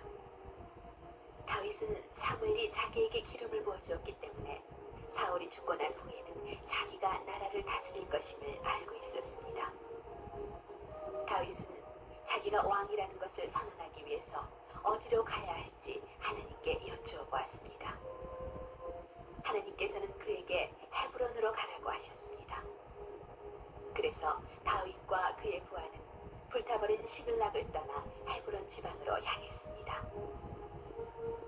이스라엘 백성은 사울과 그의 아들이 죽었다 하여 언제까지나 슬퍼하고만 있지는 않았습니다. 그들은 다윗이 자기들의 왕이 된다는 것을 알고 있었던 것입니다. 그들은 다윗을 사랑하며 따랐습니다. 수많은 사람이 새 왕을 보기 위해 헤브론으로 갈 준비를 했습니다. 날마다 많은 사람이 꼬리를 물고 헤브론으로 모여들었습니다. 이윽고 다윗에게 충성을 맹세하기 위해 모여든 사람의 수는 30만 명에 달했습니다. 이렇게 하여 다윗은 백성들이 기뻐하는 가운데 왕 위에 올랐습니다. 그는 30살의 왕이 되어 40년 동안 나라를 다스렸습니다. 다윗은 왕 위에 오른 후 처음 7년 동안은 헤브론에서 지냈습니다. 그 후 그는 예루살렘을 수도로 삼았습니다. 예루살렘은 높은 언덕 위에 있고 깊은 골짜기가 세 곳으로 나 있어 싸움이 벌어졌을 때 지키기 좋았습니다. 다윗과 그의 신하들이 예루살렘에 살게 된 다음부터 예루살렘은 곧잘 다윗의 성이라고 불려졌습니다. 다윗 왕은 두로 왕 히람이 보낸 산나무 제목을 재료로 훌륭한 궁전을 세웠습니다. 또한 그는 이 밖에도 훌륭한 집을 지어 예루살렘을 아름다운 도시로 만들었습니다. 다윗은 위대한 왕이었습니다. 그것은 하나님께서 다윗과 함께 계셨기 때문입니다. 다윗은 하나님을 사랑했으며 언제나 하나님을 섬기려 했습니다.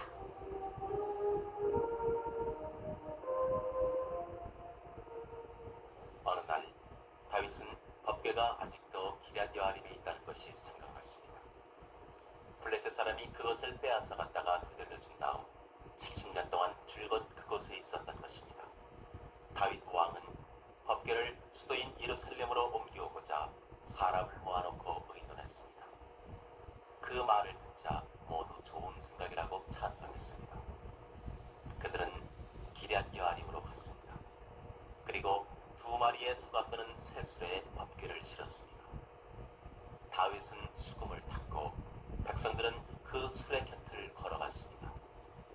그들은 나무로 만든 갖가지 악기와 수금과 비파를 뜯고 소고와 제금을 치면서 마음껏 노래 부르며 춤을 추었습니다.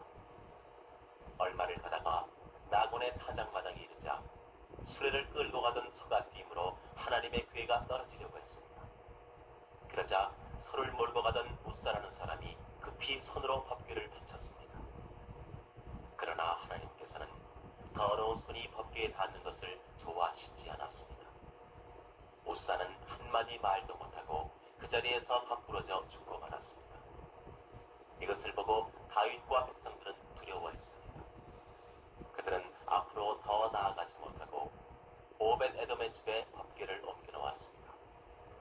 법궤는 석 달 동안 그 집에 있었습니다.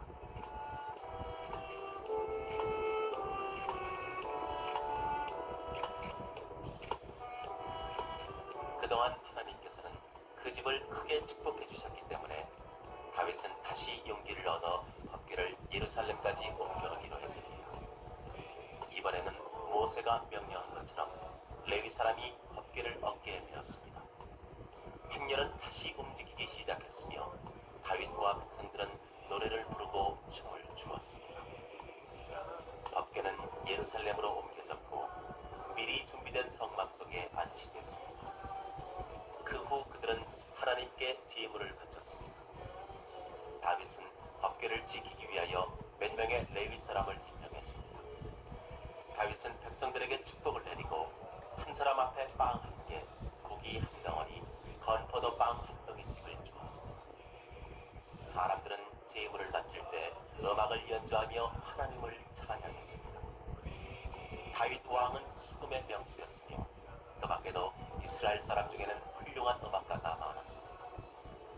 다윗은 노래 잘 부르는 사람과 악기 잘 타는 사람을 모아 성가대를 만들었습니다. 그리고 법궤 앞에서 부를 긴 노래도 지었습니다. 그 노래는 이스라엘의 하나님을 영원히 찬양할지어다라는 말로 끝나고 있습니다. 사람들은 이 노래에 아멘 하고 대답하여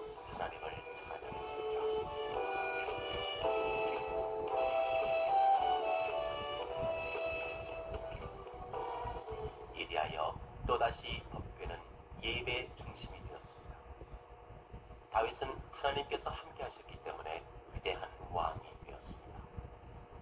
어느 날 다윗은 자기는 훌륭한 궁전에 살면서 하나님의 성스러운 법궤는 아직도 성막 속에 놓여 있다는데 생각이 미쳤습니다. 그는 훌륭한 성전을 세워야겠다고 생각했습니다. 예언자 나단도 다윗의 생각을 듣고 기뻐했습니다.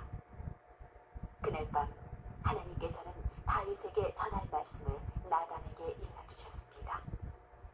너는 다윗에게 가서 나 여호와가 나는 이스라엘 자손을 애굽에서 이끌어내던 때부터 내가 살 집을 지으라고 한 적이 없다. 다윗아, 나는 양떼를 따라다니던 너를 데려다 이스라엘 백성의 왕으로 삼았다. 네가 어디를 가든 내가 함께 있으리라. 네가 조상들의 뒤를 이어 잠든 후에도 네 자손 하나를 왕으로 세우리니 그가 나에게 집을 지어 바칠 것이며 나는 왕으로 그의 나라를 영원히 든든하게 다스리라 하고 일러라.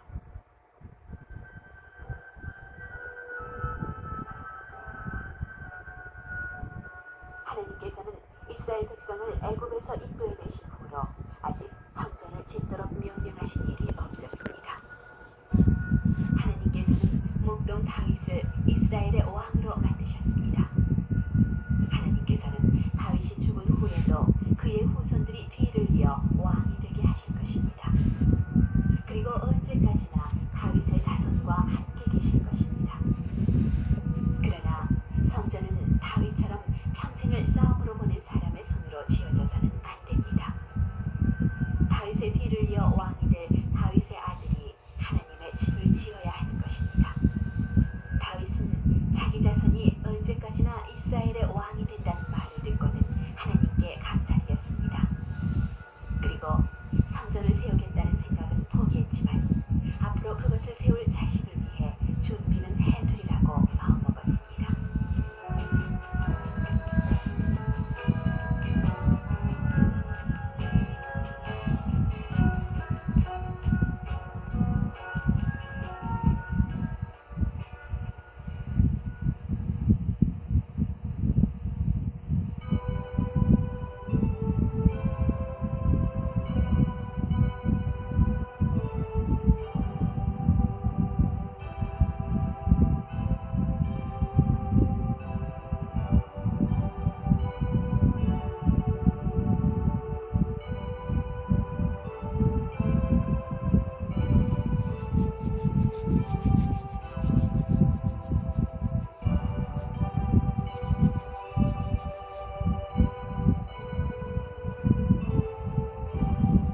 다윗 왕은 여러 번 전쟁을 치렀습니다.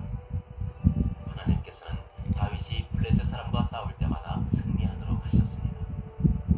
블레셋 사람들은 우상을 만들어 가지고 싸움터에 나왔습니다. 왜냐하면 우상이 힘을 준다고 생각했기 때문입니다. 그러나 다윗과 싸워서 크게 진 그들은 우상을 버려둔 채 달아나 버렸습니다. 이스라엘 백성은 그들을 따라가 그 우상을 불태워버렸습니다. 또한 이스라엘 사람은 요단강 동쪽에 살고 있던 모압 사람도 노예로 삼았습니다. 다윗은 다시 이스라엘 사람이 살고 있는 땅에서 북쪽으로 훨씬 더 세력을 뻗쳐 유브라데강 동쪽에 이르는 땅을 정복했습니다. 북쪽 지방의 사람들은 다윗 왕의 종이 되었습니다. 하나님께서는 오래전에 유브라데강에서 애굽까지의 땅을 이스라엘에 주시겠다고 약속하셨습니다. 그러나 다윗이 왕 위에 오를 때까지 이스라엘은 이 지방을 정복하지 못했습니다. 다윗은 싸워 이긴 나라에서 수많은 금과 은, 청동을 빼앗아 예루살렘으로 가지고 돌아왔습니다.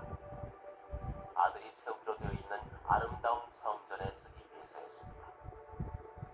다윗은 북쪽 민족을 정복한 후에 사해 남쪽에 사는 에돔 사람과 싸웠습니다. 이 싸움에서 수많은 에돔 사람이 죽었으며 다윗은 남쪽 나라도 다스리게 되었습니다.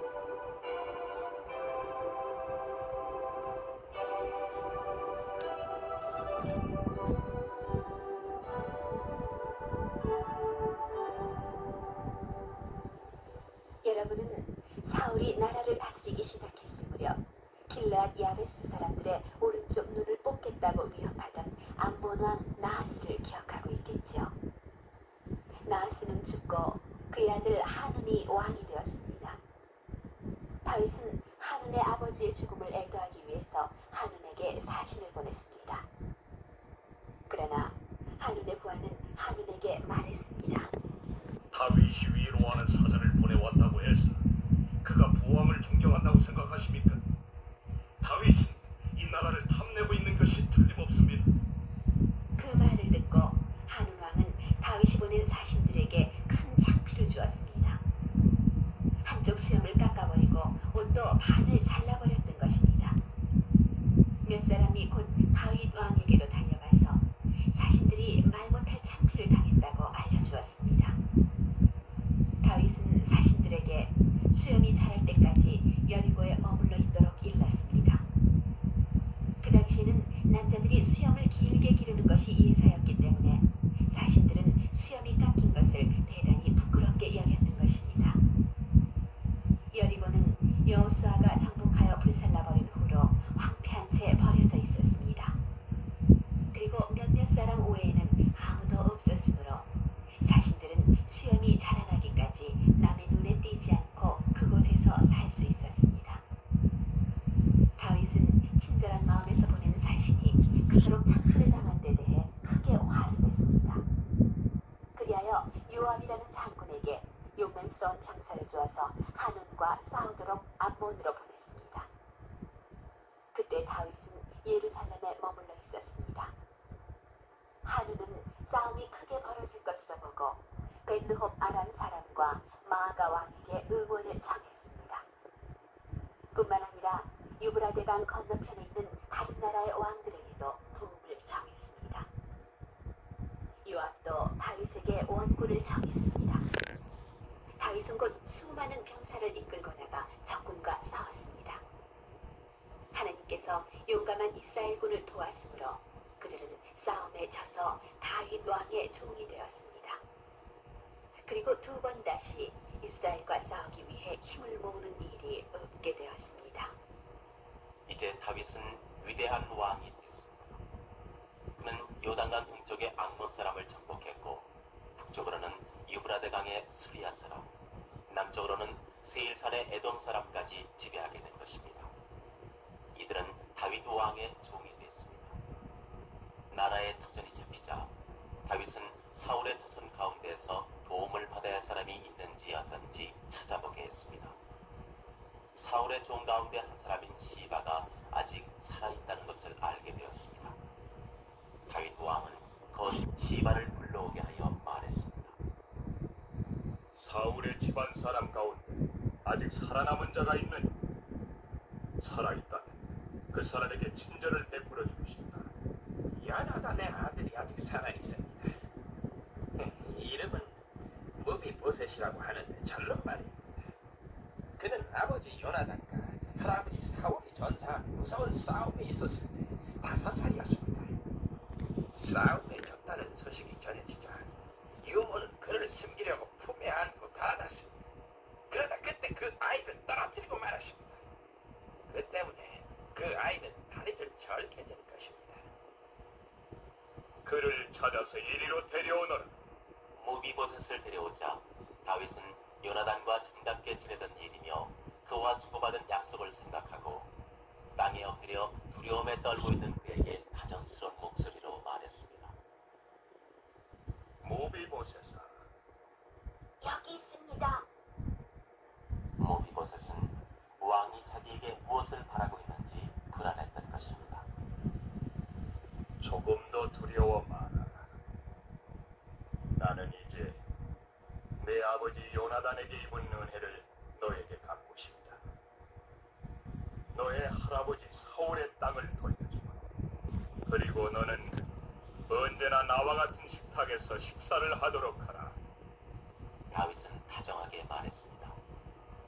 다윗 왕은 옛날 사울이 차지했던 땅을 무비보셋에게 되돌려 주었으며 사울의 시종 시바가 그 땅을 갈았습니다. 요나단의 절름발이 아들은 예루살렘에 살며 왕의 식탁에서 식사했습니다. 이렇게 하여 다윗은 신구와 약속한 것을 지켰던 것입니다.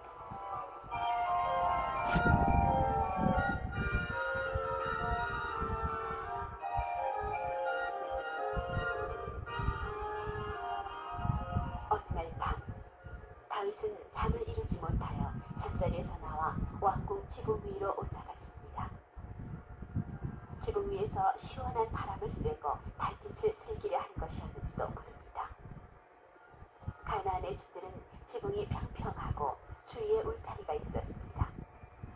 사람들은 곧잘 지붕 위에서 바람을 쐬거나 잠을 자거나 했습니다.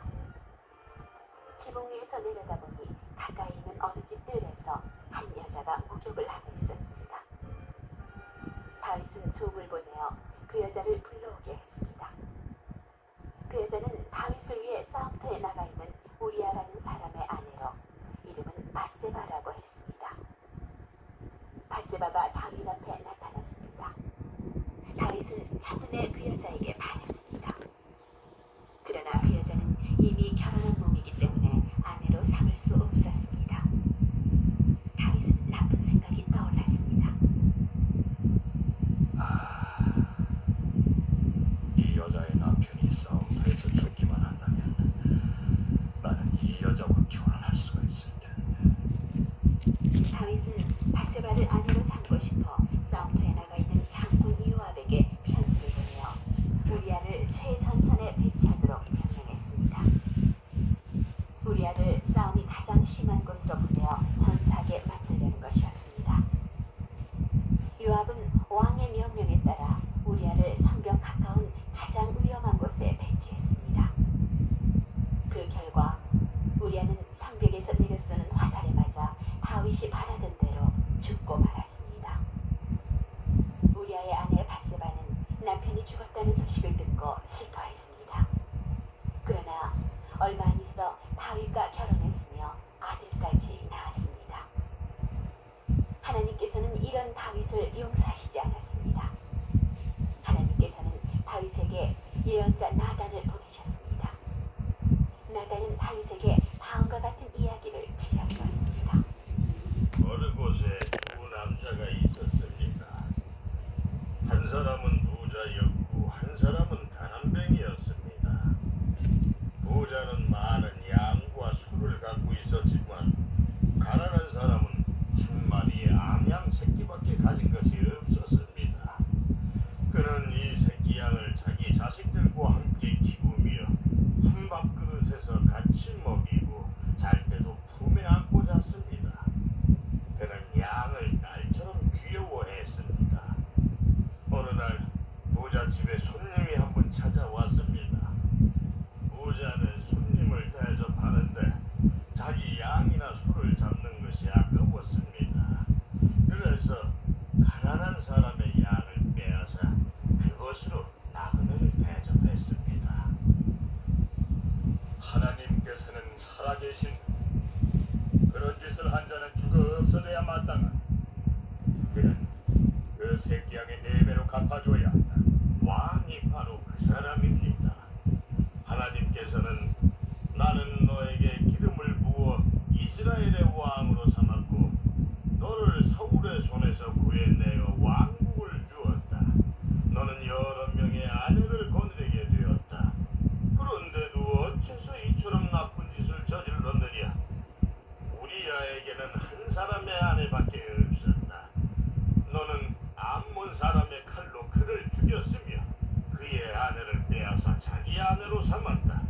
이 때문에 나는 네게 벌을 줄 것이다 하고 말씀하셨습니다.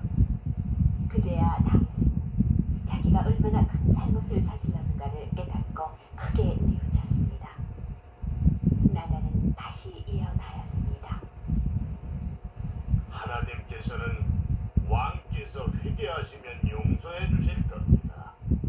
하나님께서는 왕을 죽이시지 않을 것입니다. 그러나 왕께서 나쁜 짓을 저질렀기 때문에 바세바에게서 태어날 아기는 반드시 죽을 것입니다. 나단은 이 말을 남기고 가버렸습니다. 나단이 말한 대로 다윗과 바세바와의 사이에서 태어난 아기는 곧 무서운 병에 걸렸습니다. 다윗은 이 아기를 무척 귀여워했습니다. 그리고 자기가 지은 죄 때문에 아기가 병에 걸렸다는 것도 알았습니다. 그럴수록 심한 열로 고통스러워하는 아기 얼굴을 차마 볼 수 없었습니다. 다윗은 밤새도록 땅에 엎드려 아기의 생명을 구해주십사 하고 하나님께 빌었습니다. 다윗은 집안 사람들이 일으키려 해도 꼼짝하지 않았으며 식사도 하지 않았습니다. 이래 만에 아기가 죽었습니다. 다윗의 신하들은 두려워서 아기가 죽었다는 말조차 전하지 못했습니다. 아기가 살아있을 때에도 우리 말에는 귀를 기울이시지 않았는데 아기가 죽었다는 것을 어떻게 알려드려야 한다. 신하들은 서로 수군거릴 뿐이었습니다. 신하들이 수군거리는 것을 보자 다윗은 물었습니다. 그 아이가 죽었느냐? 예, 돌아가셨습니다. 신하들이 대답했습니다. 다윗은 일어나 몸을 씻고 깨끗한 옷으로 갈아입었습니다. 그런 다음 예배를 드리려고 하나님의 집을 찾아갔습니다. 예배를 드리고 나서 다윗은 궁궐로 돌아와 식사를 했습니다. 신하들은 놀랐습니다. 대체 어떻게 된 일일까?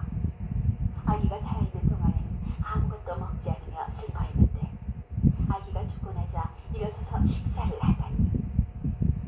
신하들이 도대체 어찌된 속셈인지 알 수 없어 하자 다윗이 말했습니다. 아기가 살아있을 동안 굶으며 슬피운 것은 하나님께서 나를 불쌍히 여기시어 아기를 살려주실지도 모른다고 생각했기 때문이었다. 그러나 이제 아기가 죽었으니 굶는다고 해서 무슨 소용이 있겠냐. 아기는 두 번 다시 살아나지 않는다. 나는 아기가 있는 곳으로 갈 수 있지만 아기는 내가 있는 곳으로 못 오는 것이다. 다음 해 하나님께서는 다윗과 바세바에게 또다시 아기를 주셨습니다. 그 아기가 바로 솔로몬입니다. 하나님께서는 솔로몬을 사랑하셨습니다. 다윗은 자기의 죄를 뉘우치고 아름다운 노래를 지었습니다. 시편 제51편이 그것입니다.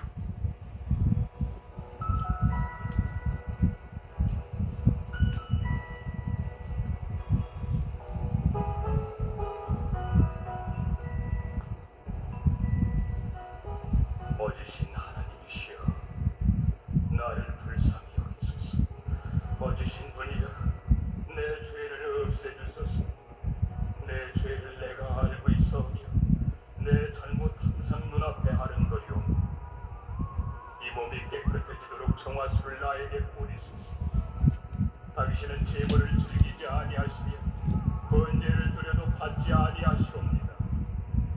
하나님, 제 제물은 찢어진 마음뿐이오니 이 마음을 당신께서 받아주소서.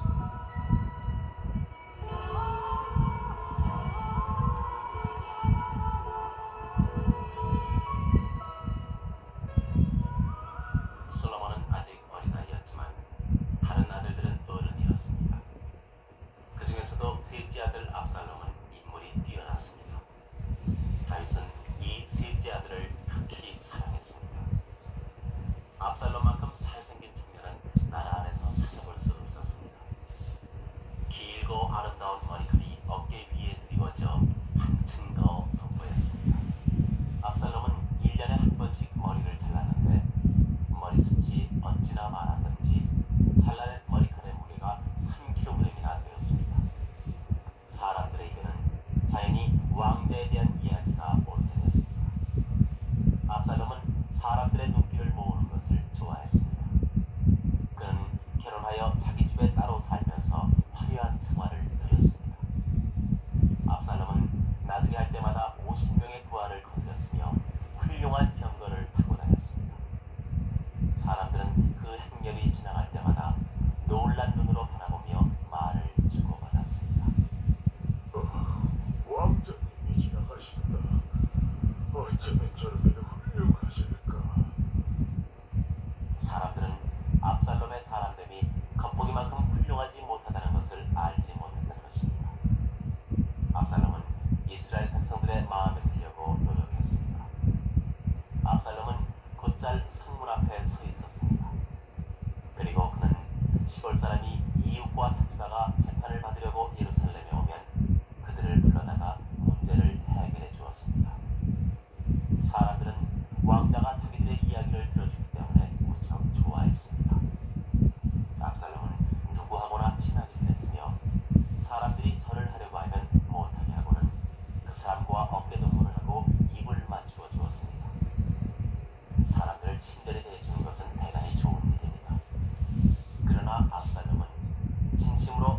왕들과 친하고 싶어서 그런 것이 아니었습니다. 언젠가는 자기가 왕이 돼야겠다는 생각에서 하는 행동이었습니다. 비록 자기가 아버지의 뒤를 이을 타자로 뽑히지 않더라도 백성들의 마음을 사로잡기만 한다면 백성들이 자기를 왕으로 만들어주리라 생각했던 것입니다. 그래서 압살롬은 사람들을 대할 때마다 말했습니다. 내 말이 옳다. 그러나 왕께서는 내 말에 귀 기울일 테니였다. 내가 재판관이 된다면 공정한 재판을 할 수 있을 텐데. 압살롬 왕자님은 정말 좋은 분이야. 장차 훌륭한 왕이 되겠지. 압살롬은 이런 일을 오래 계속했습니다. 그래서 재판을 받으러 예루살렘으로 찾아오는 지방 사람을 많이 알게 되었습니다. 그들은 하나같이 압살롬을 좋게 생각하고 돌아갔습니다.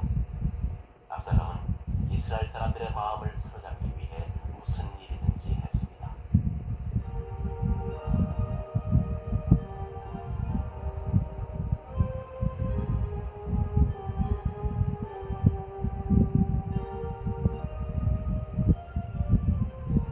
그러는 동안에도 다윗 왕은 나라를 평화롭게 다스리고 있었습니다.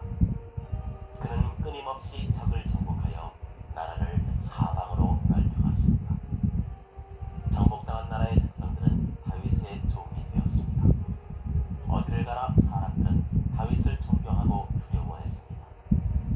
무엇보다도 중요한 것은 다윗이 진심으로 하나님을 받들었다는 사실입니다. 다윗이 나라를 다스리는 동안 이스라엘 백성은 우상을 버리고 참 하나님을 섬겼습니다. 다윗은 노래 잘 부르는 사람들을 많이 모아 성전에서 하나님을 찬송하는 성가들을 만들었습니다. 다윗은 예루살렘을 훌륭한 도시로 만들어 히브리 사람의 자랑거리가 되게 했습니다. 다윗이 나라를 다스리는 동안에는 나라가 건강해지고 백성들은 행복했습니다. 백성들은 자기들의 왕을 사랑했습니다. 그러나 평화는 오래 계속되지 않았습니다. 다윗이 나이를 먹자 압살롬이 말썽을 일으켰기 때문입니다. 다윗은 솔로몬을 왕으로 삼으리라 생각하고 있었습니다. 솔로몬은 어려서부터 영리하고 마음씨가 착했습니다. 하나님께서도 솔로몬을 사랑하셨습니다. 여러 아들 중에서 솔로몬이 가장 다윗을 많이 닮았기 때문이었습니다. 압살롬은 다윗이 솔로몬에게 왕위를 물려줘야 한다는 것을 눈치채고 있었습니다. 그렇다 하더라도 압살롬은 곱은 따를 생각이 없었습니다. 압살롬은 자기가 왕이 되려고 단단히 마음먹고 있었던 것입니다.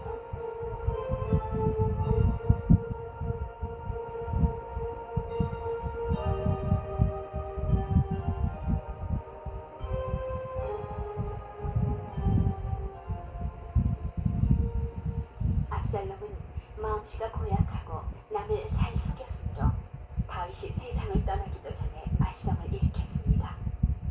어느 날 압살롬은 하나님께 맹세한 약속을 지키기 위하여 헤브론으로 가게 해달라고 아버지에게 부탁했습니다. 그의 속셈을 알지 못하는 다윗은 기꺼이 승낙했습니다. 압살롬은 몇 년 전부터 왕국을 자기가 차지하리라 마음먹고 있었습니다. 그래서 미리 계획을 짜두고 있었습니다. 압살롬은 온 나라 안에 자기 부하를 보내어 나팔 소리가 울려 퍼지거든 백성들을 향해 압살롬이 헤브론에서 왕이 되었다고 외치도록 일러두었습니다. 압살롬은 예루살렘을 떠날 때 100명의 부하를 데리고 갔습니다. 뿐만 아니라 다윗의 신하 아히도벨을 빼앗아 자기 편으로 삼았습니다. 전하도 전보도 없는 일날이었으니 압살롬의 하는 짓이 다윗의 귀에까지 전해지려면 2-3일이 걸렸을 것입니다. 이것은 압살롬이 병사를 모으기에 넉넉한 시간이었습니다. 압살롬은 오랜 세월에 걸쳐 이스라엘 사람들의 마음을 사로잡아왔던 터라 그가 헤브론에서 왕이 되었다는 소식이 들리자 수많은 사람이 그의 편이 되려고 모여들었습니다.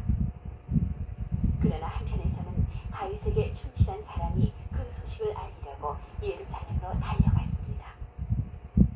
아무것도 알지 못하고 있던 다윗은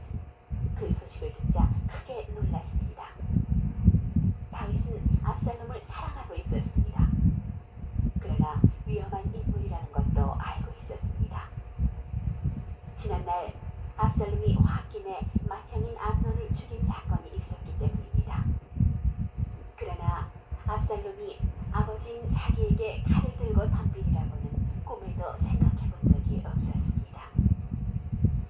다윗은 싸울 준비가 갖추어져 있지 않았습니다.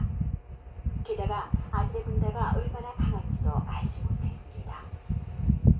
다윗은 한수 없이 신하들에게 말했습니다. 어서 달아나지. 압살롬은 대군을 이끌고 와서 성읍을 불사로 백성들을 죽일지도 모른다.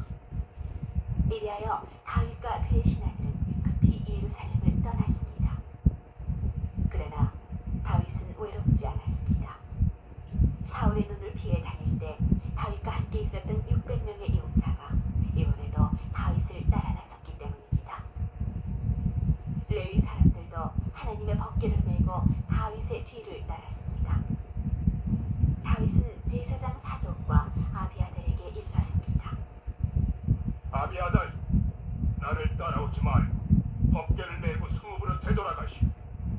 만약 하나님께서 내게 은혜를 베푸신다면 언젠가는 내가 돌아가 제자리에 모신 이 법궤를 보게 되지 않겠소.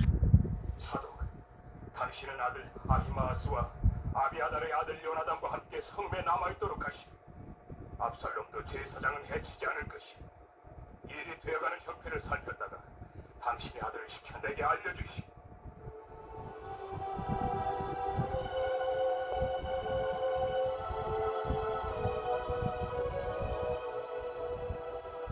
다윗과 부하들은 기드론 강을 건너 감람산으로 올라갔습니다. 다윗은 그토록 사랑하던 아들이 자기를 배반했다고 생각하니 가슴이 찢어질 것만 같았습니다. 더욱이 자기가 우리아를 죽였기 때문에 하나님께서 일이 이렇게 되도록 내버려 두셨다는 것을 깨닫고 두려움을 느꼈습니다. 다윗은 맨발로 울며 감람산에 올라갔습니다. 따라가는 사람들도 머리를 가리고 다윗과 함께 울었습니다. 누군가가 다윗에게 그의 신하 아히도벨도 압살롬의 편이 되었다고 알려주었습니다. 그 소식을 듣자 다윗은 한층 더 실망을 했습니다. 하나님, 제발 아히도벨의 계략을 거두어 주소서. 다윗은 기도를 드렸습니다. 다윗이 감람산 마루에 이르자 다윗의 신하 후세가 왕을 맞았습니다. 후세의 옷은 찢어지고 머리는 흑투성이었습니다. 다윗은 후세가 자기에게 충실한 것을 보고 무척 기뻐했습니다. 지금 곧 압살롬에게로 되돌아가서 나는 당신의 종이 되겠습니다 하고 말하시오. 그러면 압살롬을 속여서 아히도멜의 계략을 실프로 돌아가게 할 수 있을 것이오. 이리하여 후세는 예루살렘으로 되돌아왔습니다.